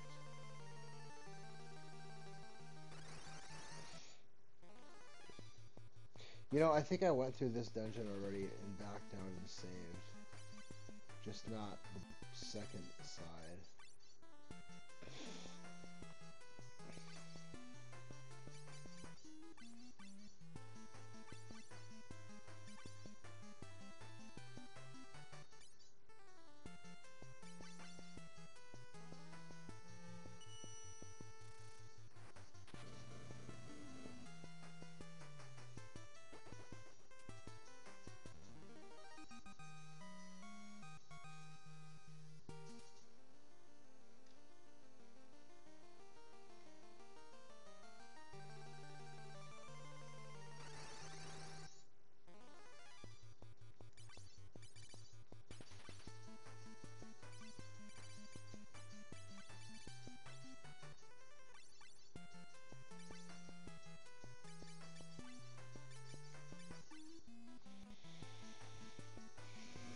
chili. That sounds decent.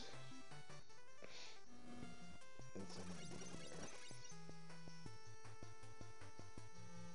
Yeah, that's a good idea because I gotta get some.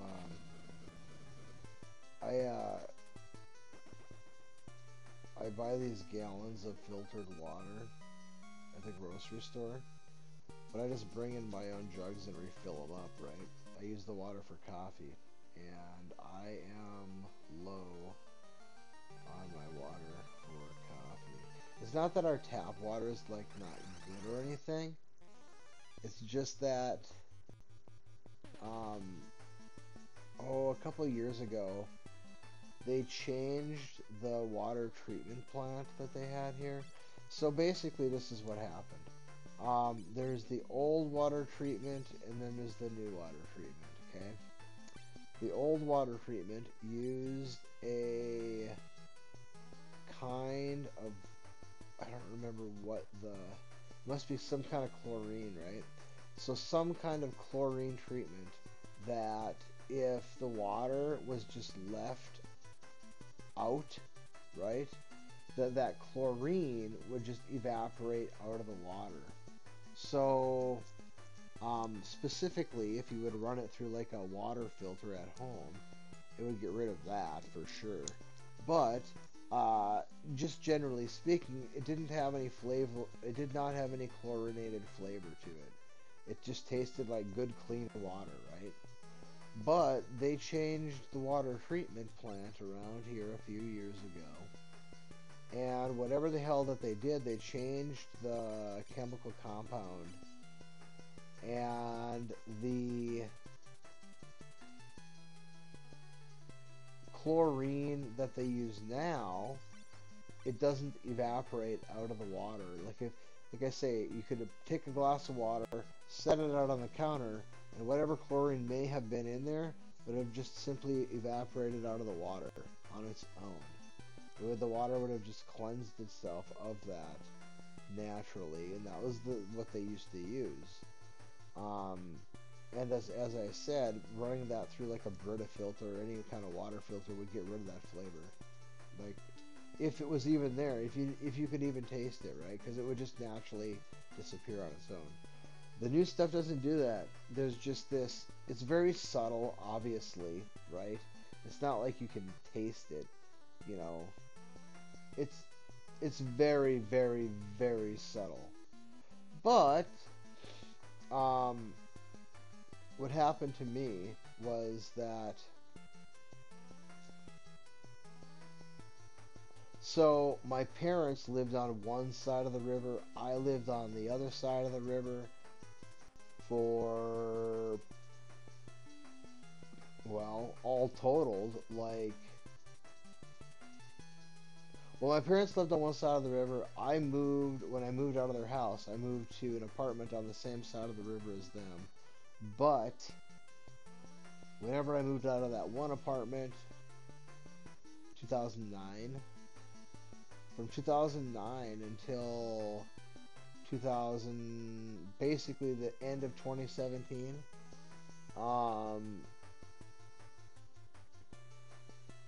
I had a different water supply. I lived in a couple different towns, but my water supply was different than what's on this side of the river.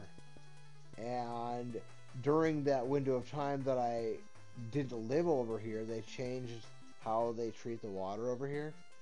And when you're used to, water tasting a certain way, and then you taste something different, it's far more noticeable. Well, that's kind of what happened to me. Like, I didn't taste any chlorine in my shit, and I'd, go visit somebody on the other side of the river, and it's like, what the hell is this chlorine shit in your water, dude? Like, it was noticeable to me then.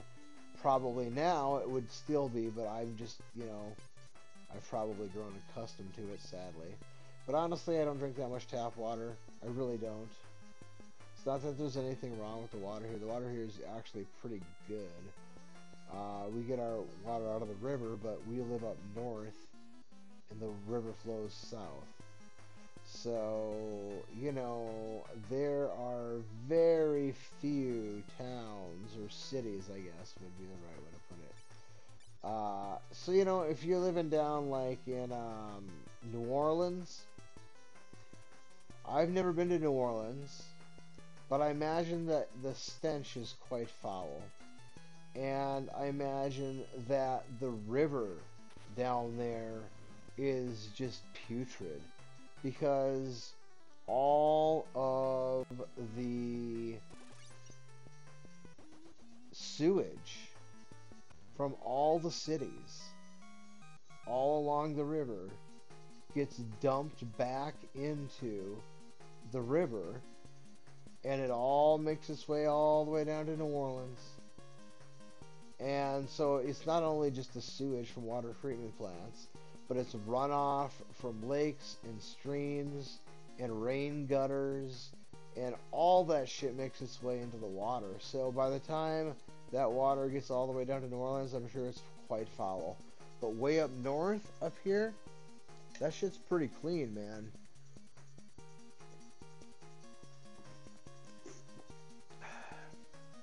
I mean, we have to pay for our clean air and water, though, because our winters are absolutely brutal. Like, right now it's not bad. It's like, it's actually been pretty awesome because we haven't had any sub-zero temperatures for like 2 or 3 weeks now. And so that's pretty freaking awesome. For here in January, that's pretty good. Right now, I can't read. Okay, it's 4 degrees right now. And that is what Google says the low is to be for tonight. It was 29 today. It's supposed to be 29, high of 29, low of 14 tomorrow. Like, that's beautiful. Absolutely gorgeous weather for November up here. That's like, in my opinion, in November, or I would say in January and February, if your lows are above zero, you're winning the game, man. That's for sure. You're definitely winning the game at that point. But it won't last. We got, I guess, last time it looks like we got some sub-zero temperatures coming in towards the end of the week here, the end of next week, which is gonna suck again. But you know, I'm used to it. You just avoid spending very much time outside if you don't have to be out there. I mean, that's all you can do. And if you have to be out there, then you gotta bundle up, man, because that shit's... Well, honestly, you can die. I mean, you can die when it gets that cold out.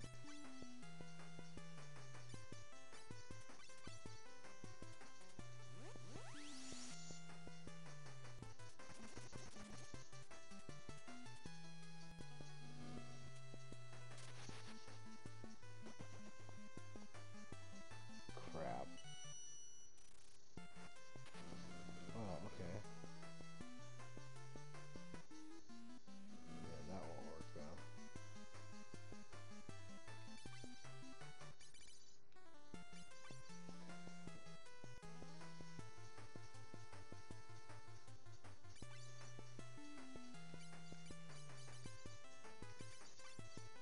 I don't even know what that shade does.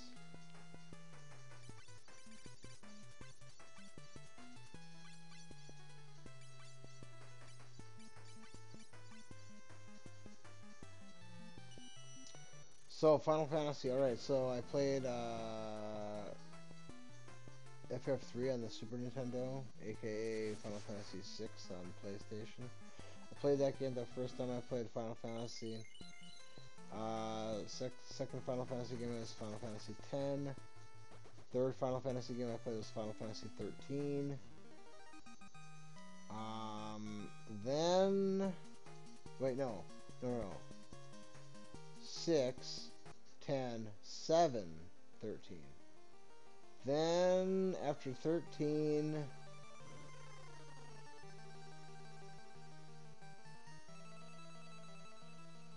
Probably 13 too.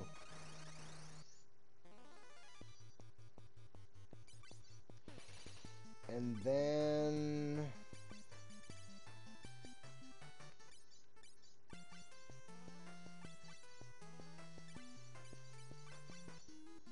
I kind of started playing them backwards. Well, actually, that's not true. I did. I started 8, and I probably gave it an hour, maybe less. But it started off like really, really, really like. I was like, dude, I don't feel like doing this. I don't know what the hell this is, but it doesn't. You know, you're expecting something cool like 7, and you start off like, I don't know. It was pretty weak. I didn't give it a fair chance, but I've heard from other people that game is not that great. 9.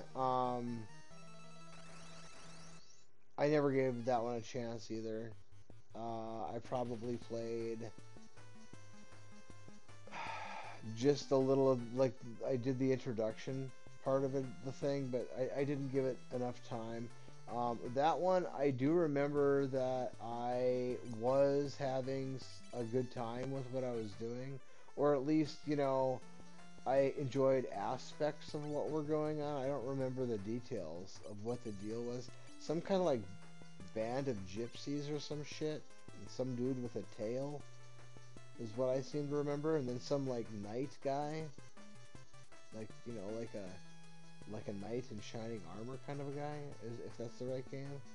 I don't know. I didn't play very much of it. Maybe, like I said, just the introductory of the game. And I do remember being like, I don't remember where it was, but it was like dark. Like a forest or something maybe? At night? I don't remember exactly. That might be on the way, that might be part of the intro. I just don't remember, but I do need to go back and play that one. I do plan on going back and playing 9. I mean, I've never,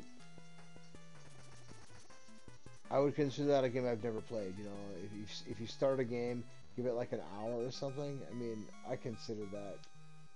You know, you've never played the. I mean, that's in an RPG. I mean, you didn't even do anything. You know, you can't. That's not even worth your time. Um.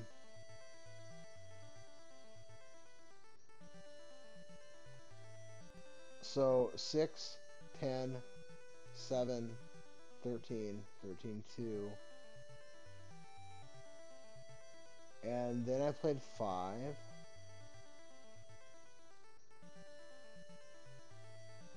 Oh wait, no. I'm missing some shit here. I played 11 before I played 5 probably. Um, I do remember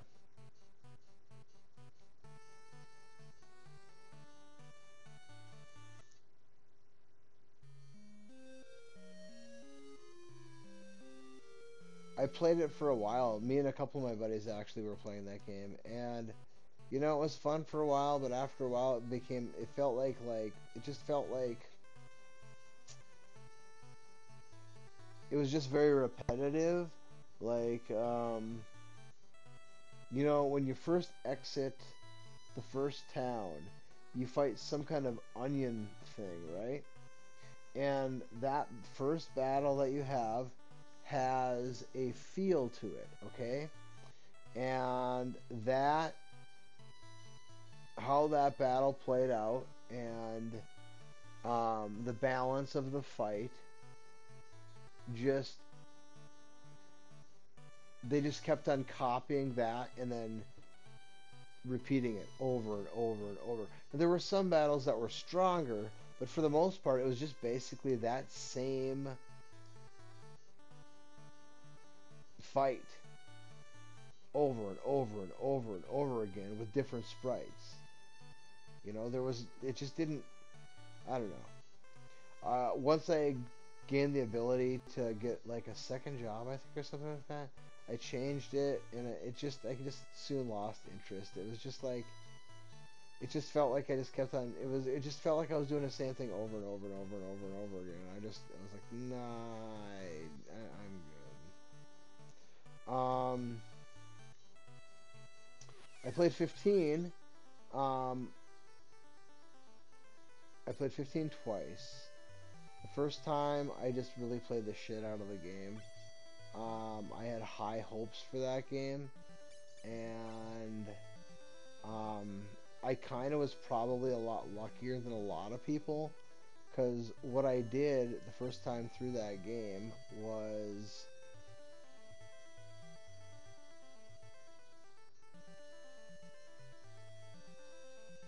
I didn't leave.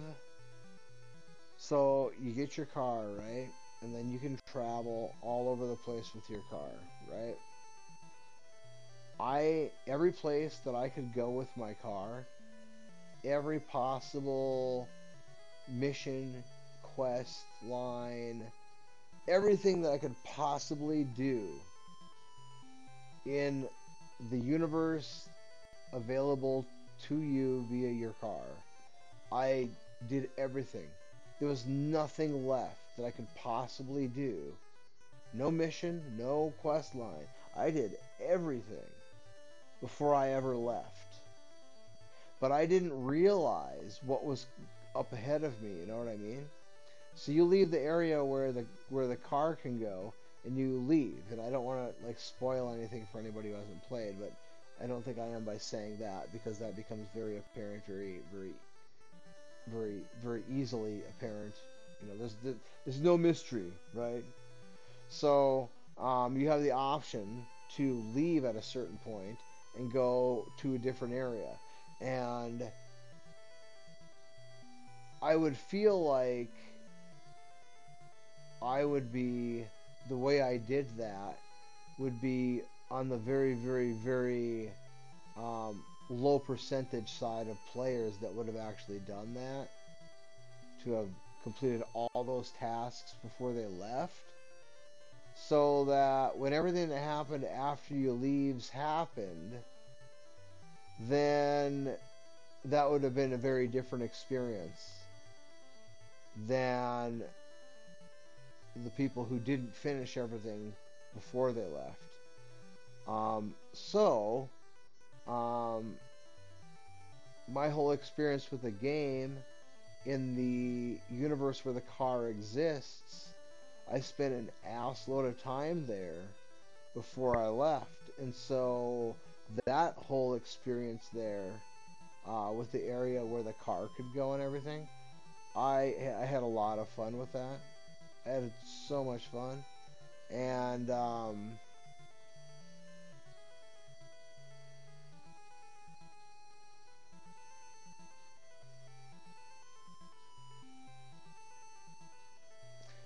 the last time you're at, I don't even remember the name of the place, that garage though. The garage where Cindy is, and there's that cafe with the dude that gives you the jobs and shit like that.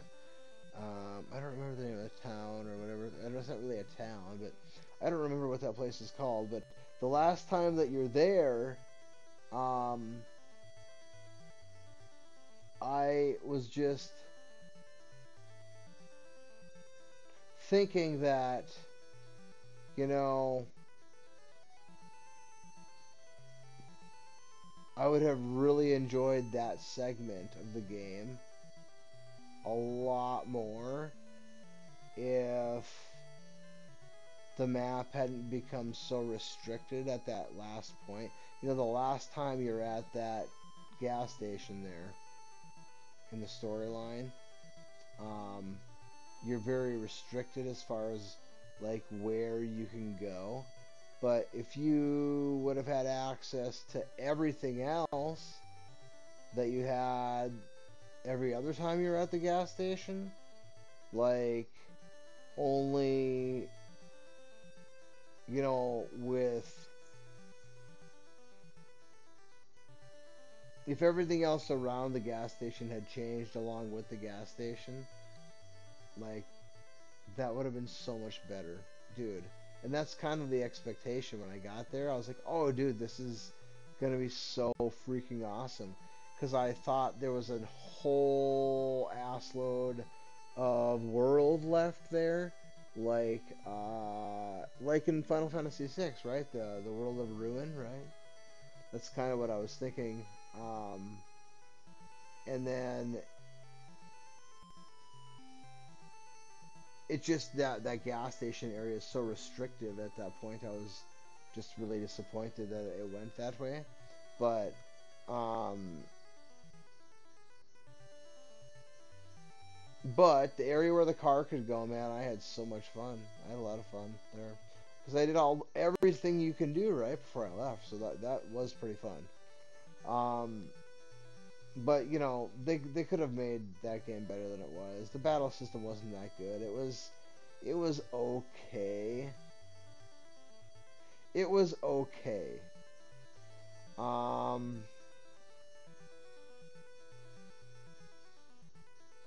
ever since 12, they've kind of so there was 12, and then after 12 it was 13, which was like the so much opposite of 12, because 12 was all like you put your gambits in and then you just let the thing just do it on its own. You don't even have to do anything. If you have good gambits, you just walk around. That's all you do. Which was fun, and building that whole, team like that was fun. But um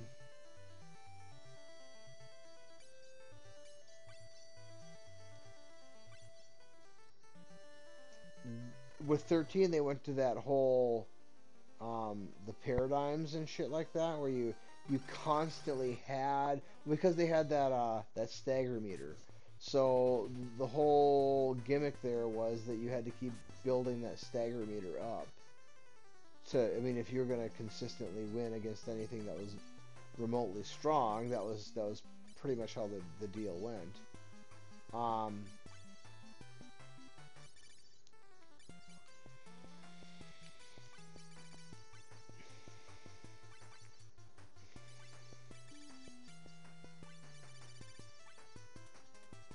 so that was like super ultra engaging compared to 12, where you just kind of, I mean, if you wanted to enter the commands in manually, you could, and if you were in a tough area, you probably want to do that. But if you had good gambits and everything was set up right, I mean, you could just kind of like walk around, really, um, or run or whatever.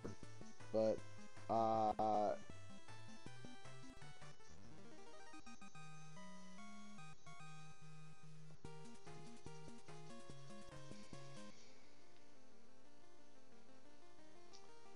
that was just 13 was so opposite of that, because you had to be like really, really, really super engaged to make sure that you kept that stagger bar up so that you could do damage, because you couldn't do a whole lot of damage until that stagger bar was raised.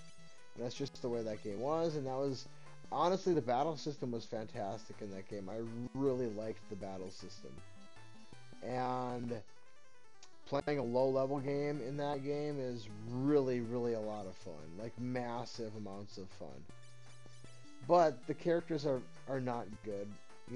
Like Lightning is the worst thing ever. She's just a terrible, just garbage character. It's just there's nothing. The best thing else, she's a red mage, right? Let's just put it that way. Red mage. She's a red mage. Um,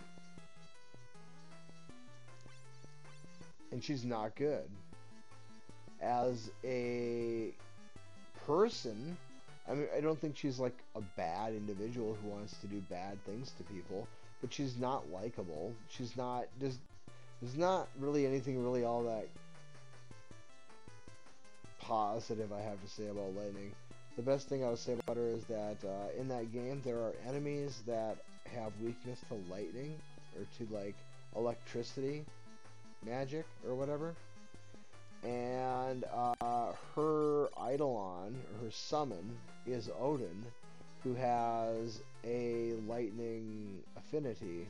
So if you're fighting enemies that are weak to lightning, or weak to thunder, and you bring in that summon can do massive damage. And I would say that was probably her best contribution to the game, because there's nothing else in the game that I can think of. Maybe I'm wrong, maybe I'm missing something. But there's nothing else in the game that she can do outside of Odin that somebody else can't do better. It's just the way it is. It's just the way it is. She, in the early game, she is a decent healer because there's only 3 people in the game that can heal, right? And so the way they split the game up, sometimes she's just by herself with somebody else. He might be able to heal. He probably can, but I don't know. She can be used as a emergency healer. I don't know. She just, in the very, very early game, she's not bad. But once you get out of the early game, she just, I mean, it just, she keeps on losing steam for the whole rest of the game, and she's garbage. I've never used her in either of my 2 playthroughs. I mean, I used her when I had to use her, otherwise, I mean, there were some strats that I probably did, especially in the No Crystarian playthrough. That was kind of tough.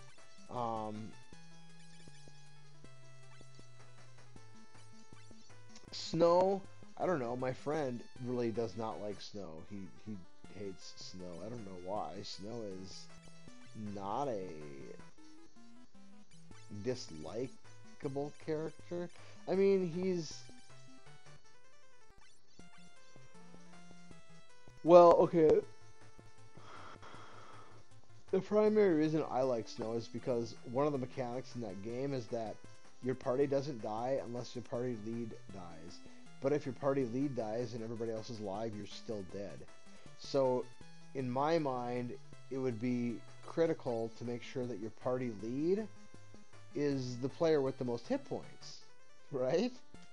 Well, on top of it, he has the most hit points, but on top of it, he has very high defense, and he has a sentinel role, which is basically like he's a tank, right? He can just take he's got high defense, he can block, and he can get the enemies to focus on him. So he was a pretty pivotal character in his abilities, especially early on. Saz is,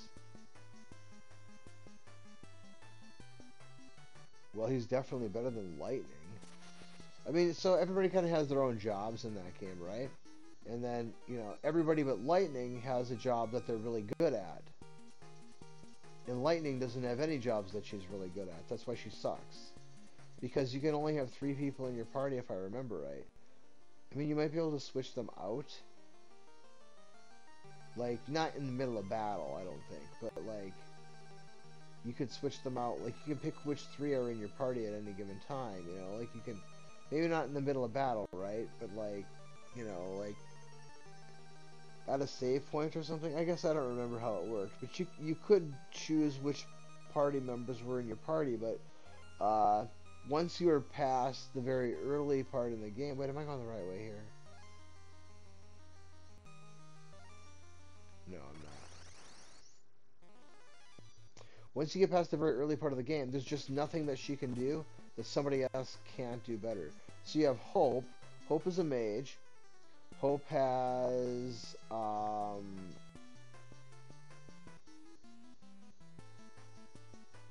think he has healing magic and supportive magic. He can and then obviously, he can do, I think he has lightning magic. No. Actually, I don't remember. He would just probably have elemental. I don't think there's elemental and well, the non-elemental is like, there's a non-elemental physical attack that is considered magic. It's called Ruin. That was kind of weird how they did that.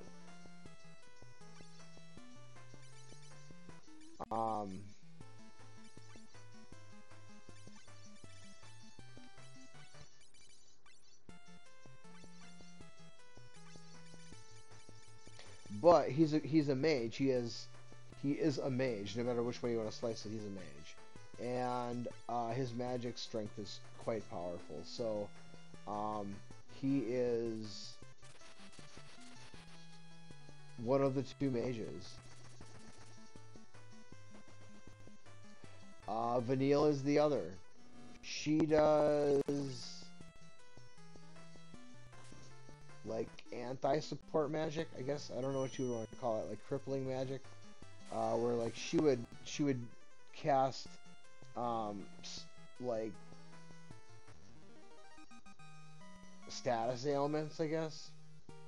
Like slow, she would slow enemies. I guess I don't know if that's one of her abilities, but that would be an example. Like she could cast slow, whereas Hope would cast like shell or something like that, right? Saz casts haste, which makes him like really awesome, right? But you know, you could give haste to anyone, and that would make that character awesome in that game. So that's not a real big thing for Saz. He just happens to have the haste spell. So I don't know if you want to, like, you know, his character is, I mean, I think he's a good dude, and he cares about his son, you know. It's almost like he's a more, I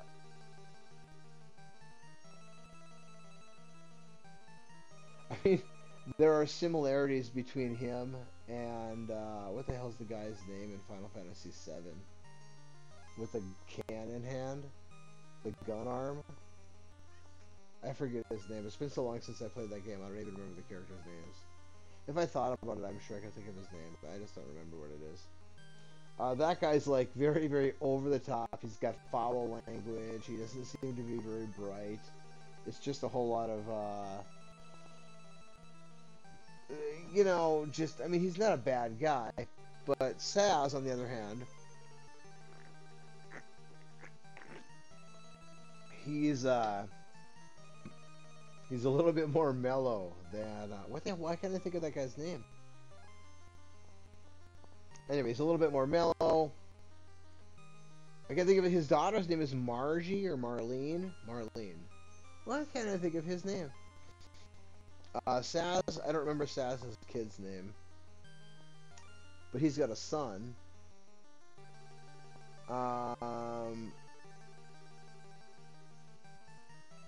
He allows a chocobo to live in his hair.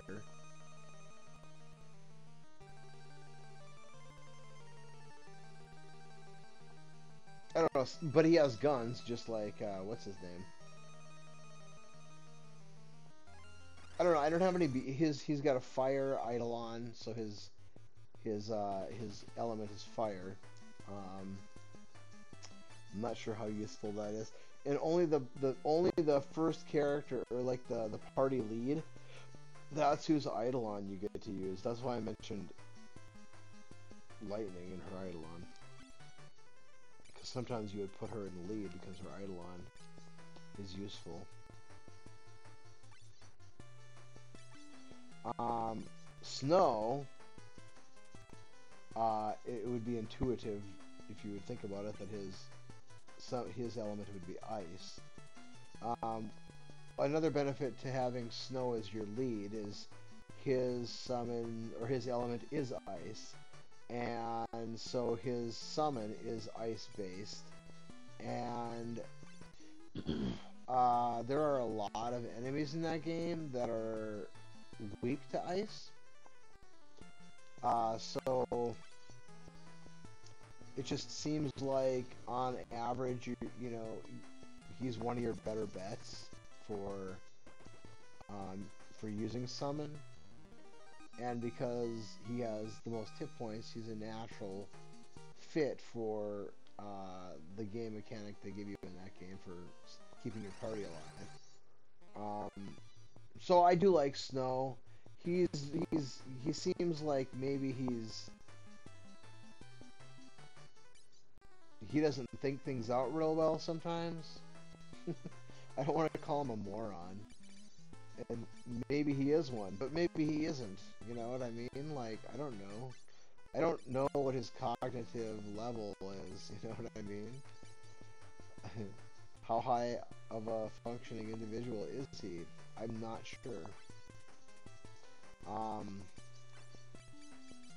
he does kind of have that like surfer boy or skater dude kind of. I don't know if I want to call him like stoner, but like, yeah, dude. Like the Wild Stallions guys from the first Bill and Ted. Like, maybe not quite that bad, but you know, in that same vein, right?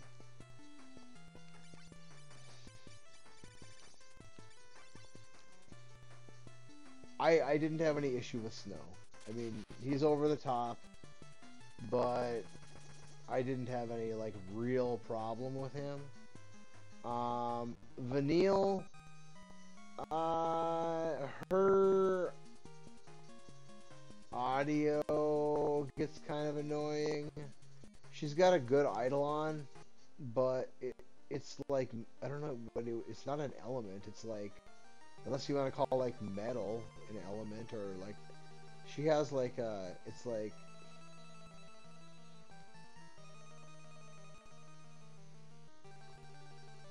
I'm not even sure. It's non-elemental, I think. Vanille is she's just kind of annoying. Her sprite is kind of annoying. Her audio noises are kind of annoying.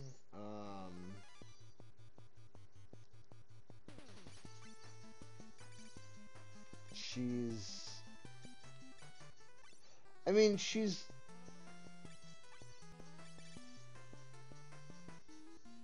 on a personal level, I don't think there's anything really like bad about her. I don't think she's like a bad person or anything, you know. She just she's not like other Final Fantasy characters that kind of have some sort of endearing quality to them, you know. She just lacks that. She is very positive though. She's a very upbeat and positive individual, so that's a good thing to say about her. She's just kind of annoying and young and I don't know. Not as now Hope. Hope is the worst in the sense that he's just always woe is me and I want to get revenge and kill Snow. It's just so just no, dude. Why did you even bother with this? Like, what are you doing here with these characters and their story and who they are and what their things are? Like, why are you doing it? What's going on here? Fang. I don't really mind Fang. Honestly, I think it would have been better if Hope should have been a female. He acts like a bitch. I mean, I don't call women bitches. I'm just saying, you know, he acts like a little bitch. And his skill set would have been more in line with a female, typically. Like, he's a mage. Females oftentimes are mages. Females make better mages than fighters. It's just the way it is. Uh, Fang should have been a dude as well. Although I don't really have a big beef with Fang, she is really good. And I think the storyline would have been better, you know, if Fang would have been a man and he had. Well, then what about Vanille, right? I guess Vanille could have been his, like, niece or something.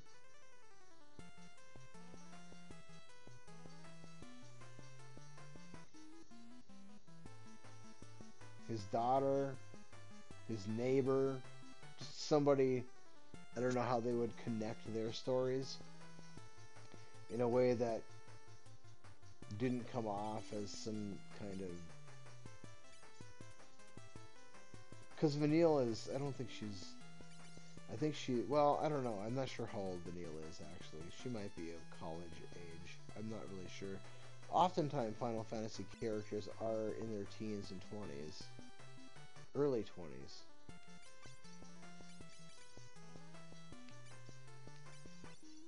Vanille is, I think, probably jailbait, I guess is what she would have been called when I was younger.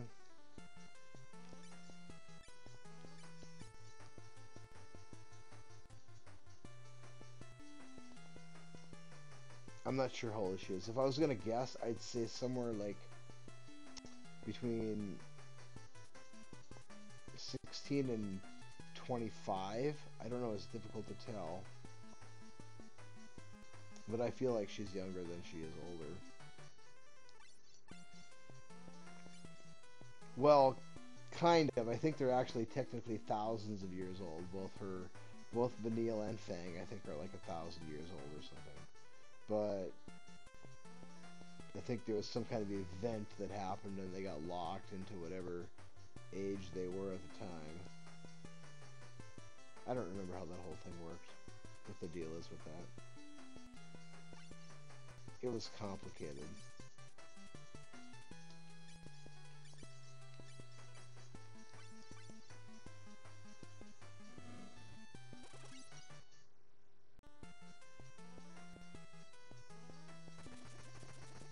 Fang should have been a dude.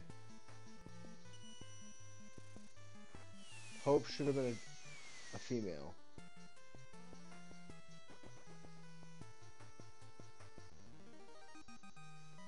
If they would have made Lightning a mage, like instead of like being a red mage, just kind of like a kind of half-ass at everything, but not good at anything. If they could have just made her simply, you know,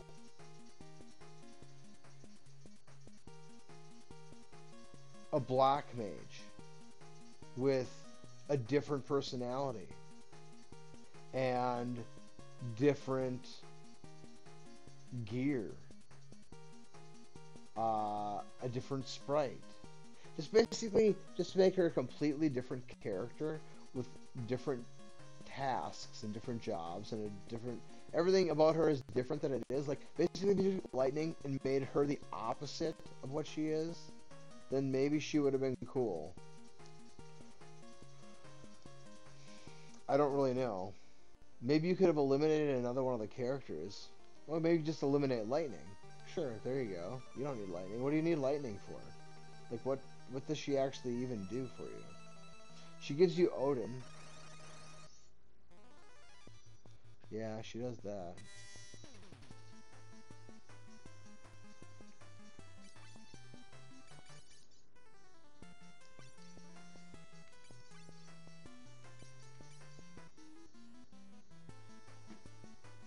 Alright, I gotta change something here on my thermostat.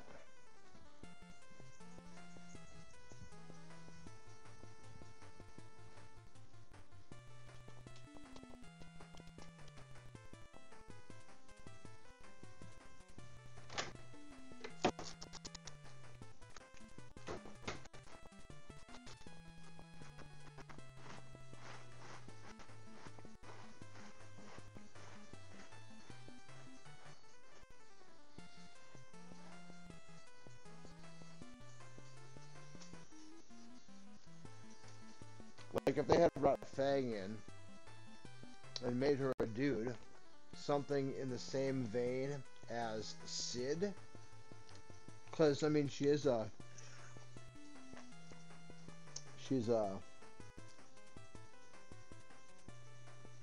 dragoon, I guess. She uses a lance, right? In fact, I think I read somewhere that she originally was a man, but they changed it at the end and turned her into a woman for some reason.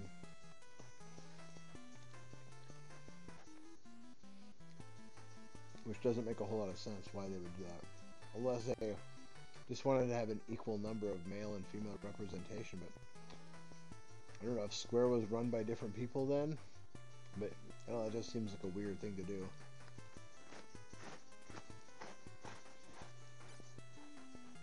Who knows in today's world, though? People do crazy shit for crazy reasons. Like Final Fantasy 15, that was an all-male cast. I mean, there were females in the story, but all the characters were just the 4 dudes. And I heard they're going to do the same thing with 16. Which I'm kind of like...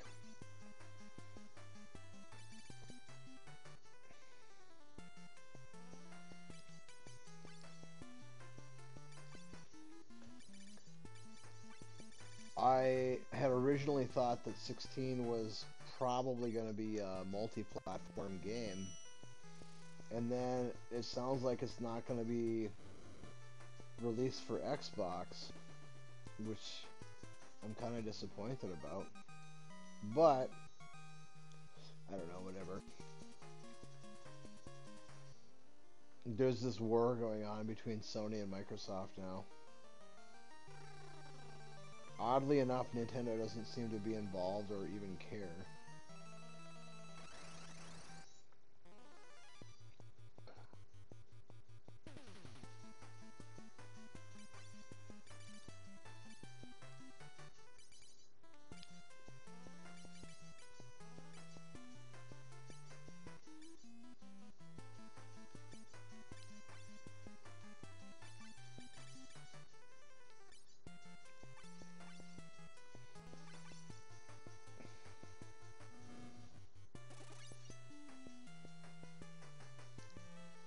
But I do like Final Fantasy games, so it'd be kind of crappy if I would be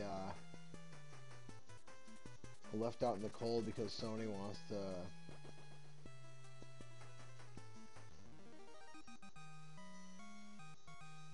pay these companies to only let them have their games.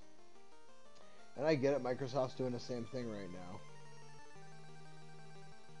There's this seemingly never-ending battle. Uh-oh. No, let's do...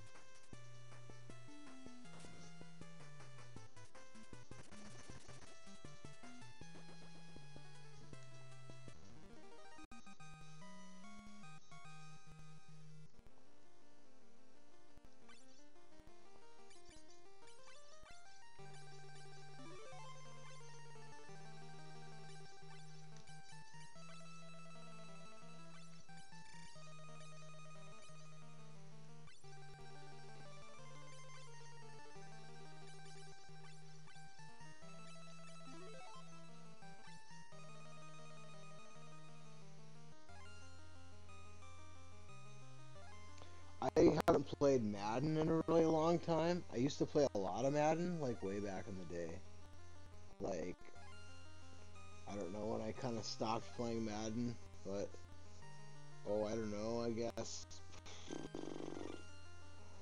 The last Madden I bought...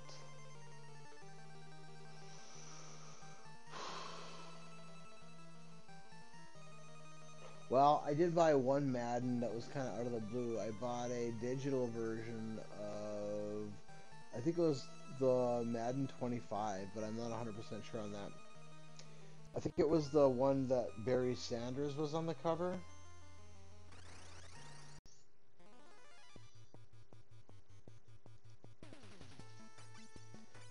But that was like, that was a one-off there. I had stopped. I used to buy every Madden. Every year I would buy it. And I played Madden. I played quite a lot of Madden for many years. And then I think probably sometime right around.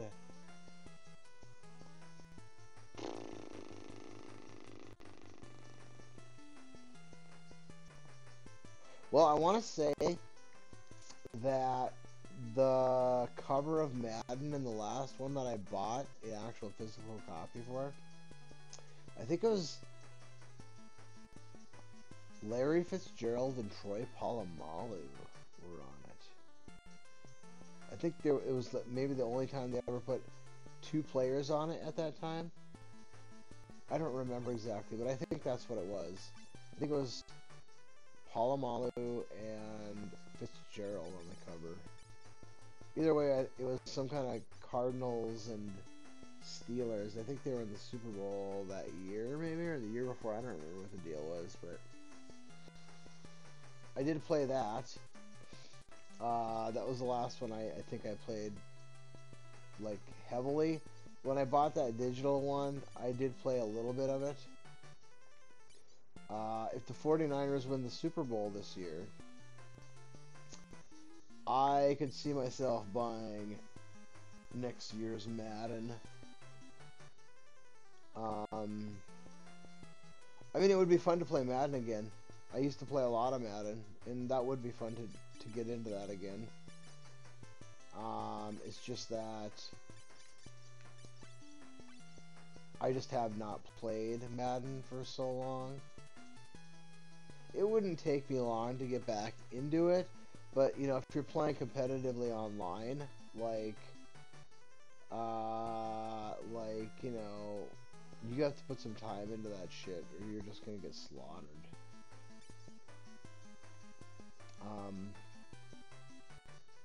I run the ball a lot. That's been kind of my thing. Run the ball, play defense, play action pass.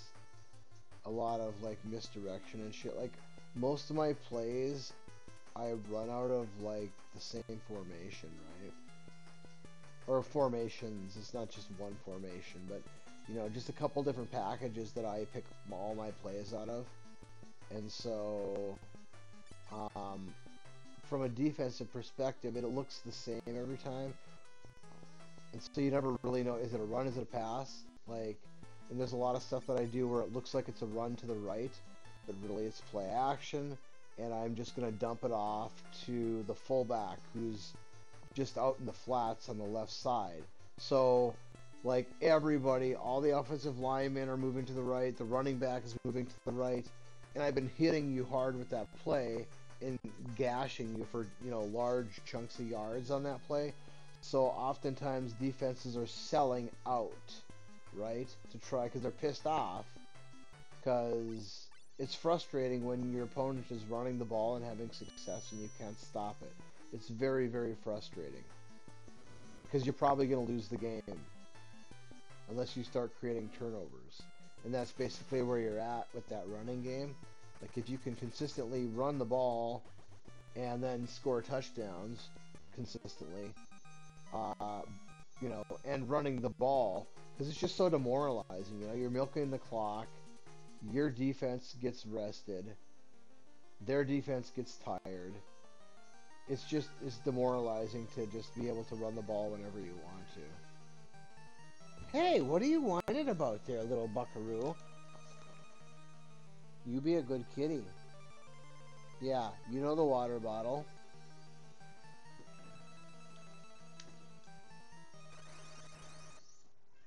Yeah, I don't need to spray you.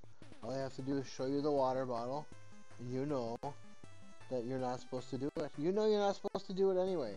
Everything that you do in this house, you know if it is something that's perfectly fine for you to do, or if you're not supposed to do it. You lived here long enough where you know the rules, and when you are being naughty, you're doing it on purpose. So, you be a good kitty. Okay? You be a good kitty. You can sit on my lap if you want. Come here. Oh, come here. You little turd.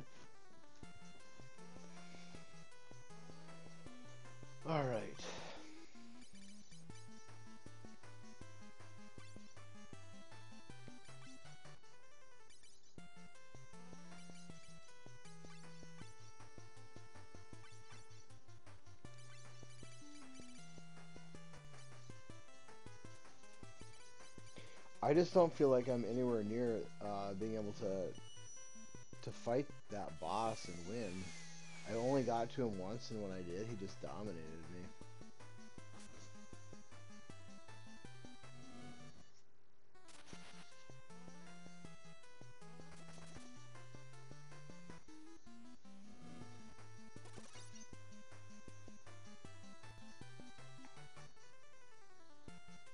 My cat is very, very, very good at not hurting me with his his claws. But every now and again, when they get really, really sharp, he'll kind of nick me just slightly, not intentionally, but you know, or he'll catch a nail on like a piece of my clothing or something, and then I have to trim his nails or his claws. But he's usually really, really, really mindful. He learned at a really, you know, it's really surprising. You know, I just remember when he was a little tiny kitten, and he would be so careful because he probably hurt me one time, you know, and I, like, I mean, I wouldn't have lashed out at him because it wouldn't have been his fault. He was a little tiny kitten, right? But I think he understood that he had caused me pain, and he felt very bad about it. And like he's just, even as a little tiny kitten, he was just so mindful to be so very careful to not, you know, to not hurt me with his claws. So and that's lasted into his adulthood. Just a very loving animal and a very caring animal, and he doesn't want to hurt me. Yeah, well, what are you crying about now then? You just want tuna fish or what? Well, you don't get that unless I'm going to bed. I don't know what you'd be whining about. There's nothing wrong. Your food bowl is full. Your litter box is fine. Is it the kitty tube? Did you move the kitty tube out of the heater then and you don't like it?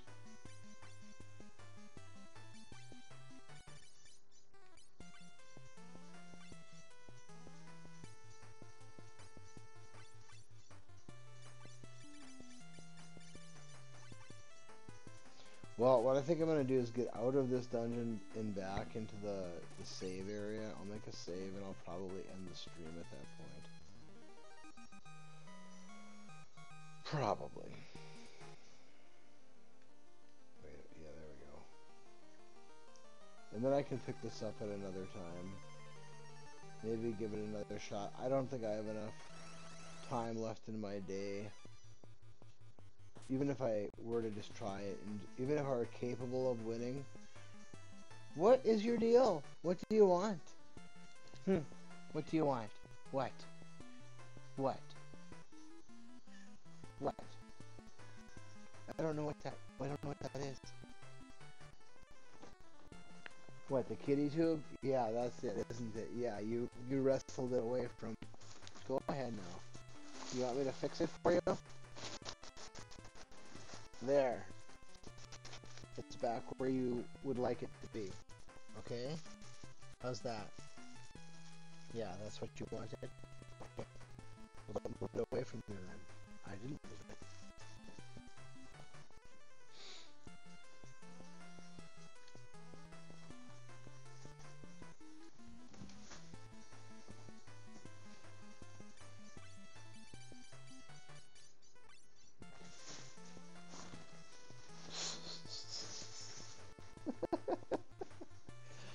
Oh. Are you just so happy that I understood what you wanted? And now you're leaping for joy? Well, there you go.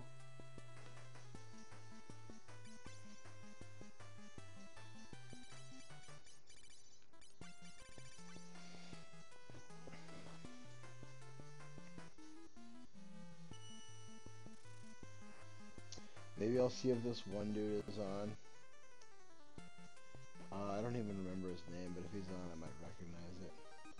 He was starting a Final Fantasy X game the other day, and I'm a big fan of that game, and I was watching his stream for a little bit.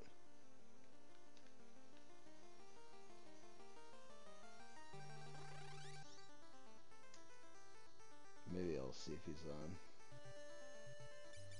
Probably not. I guess unless he's on the West Coast, he might still be on there. Well, thank you everyone for your time. I hope that the audio situation is cleared up a little bit. The last time I was looking at one of these, the audio is kind of crap, so that's kind of what I was doing here, is testing out some new audio settings. Thank you for your time. Have a wonderful rest of your day, and I will see you next time.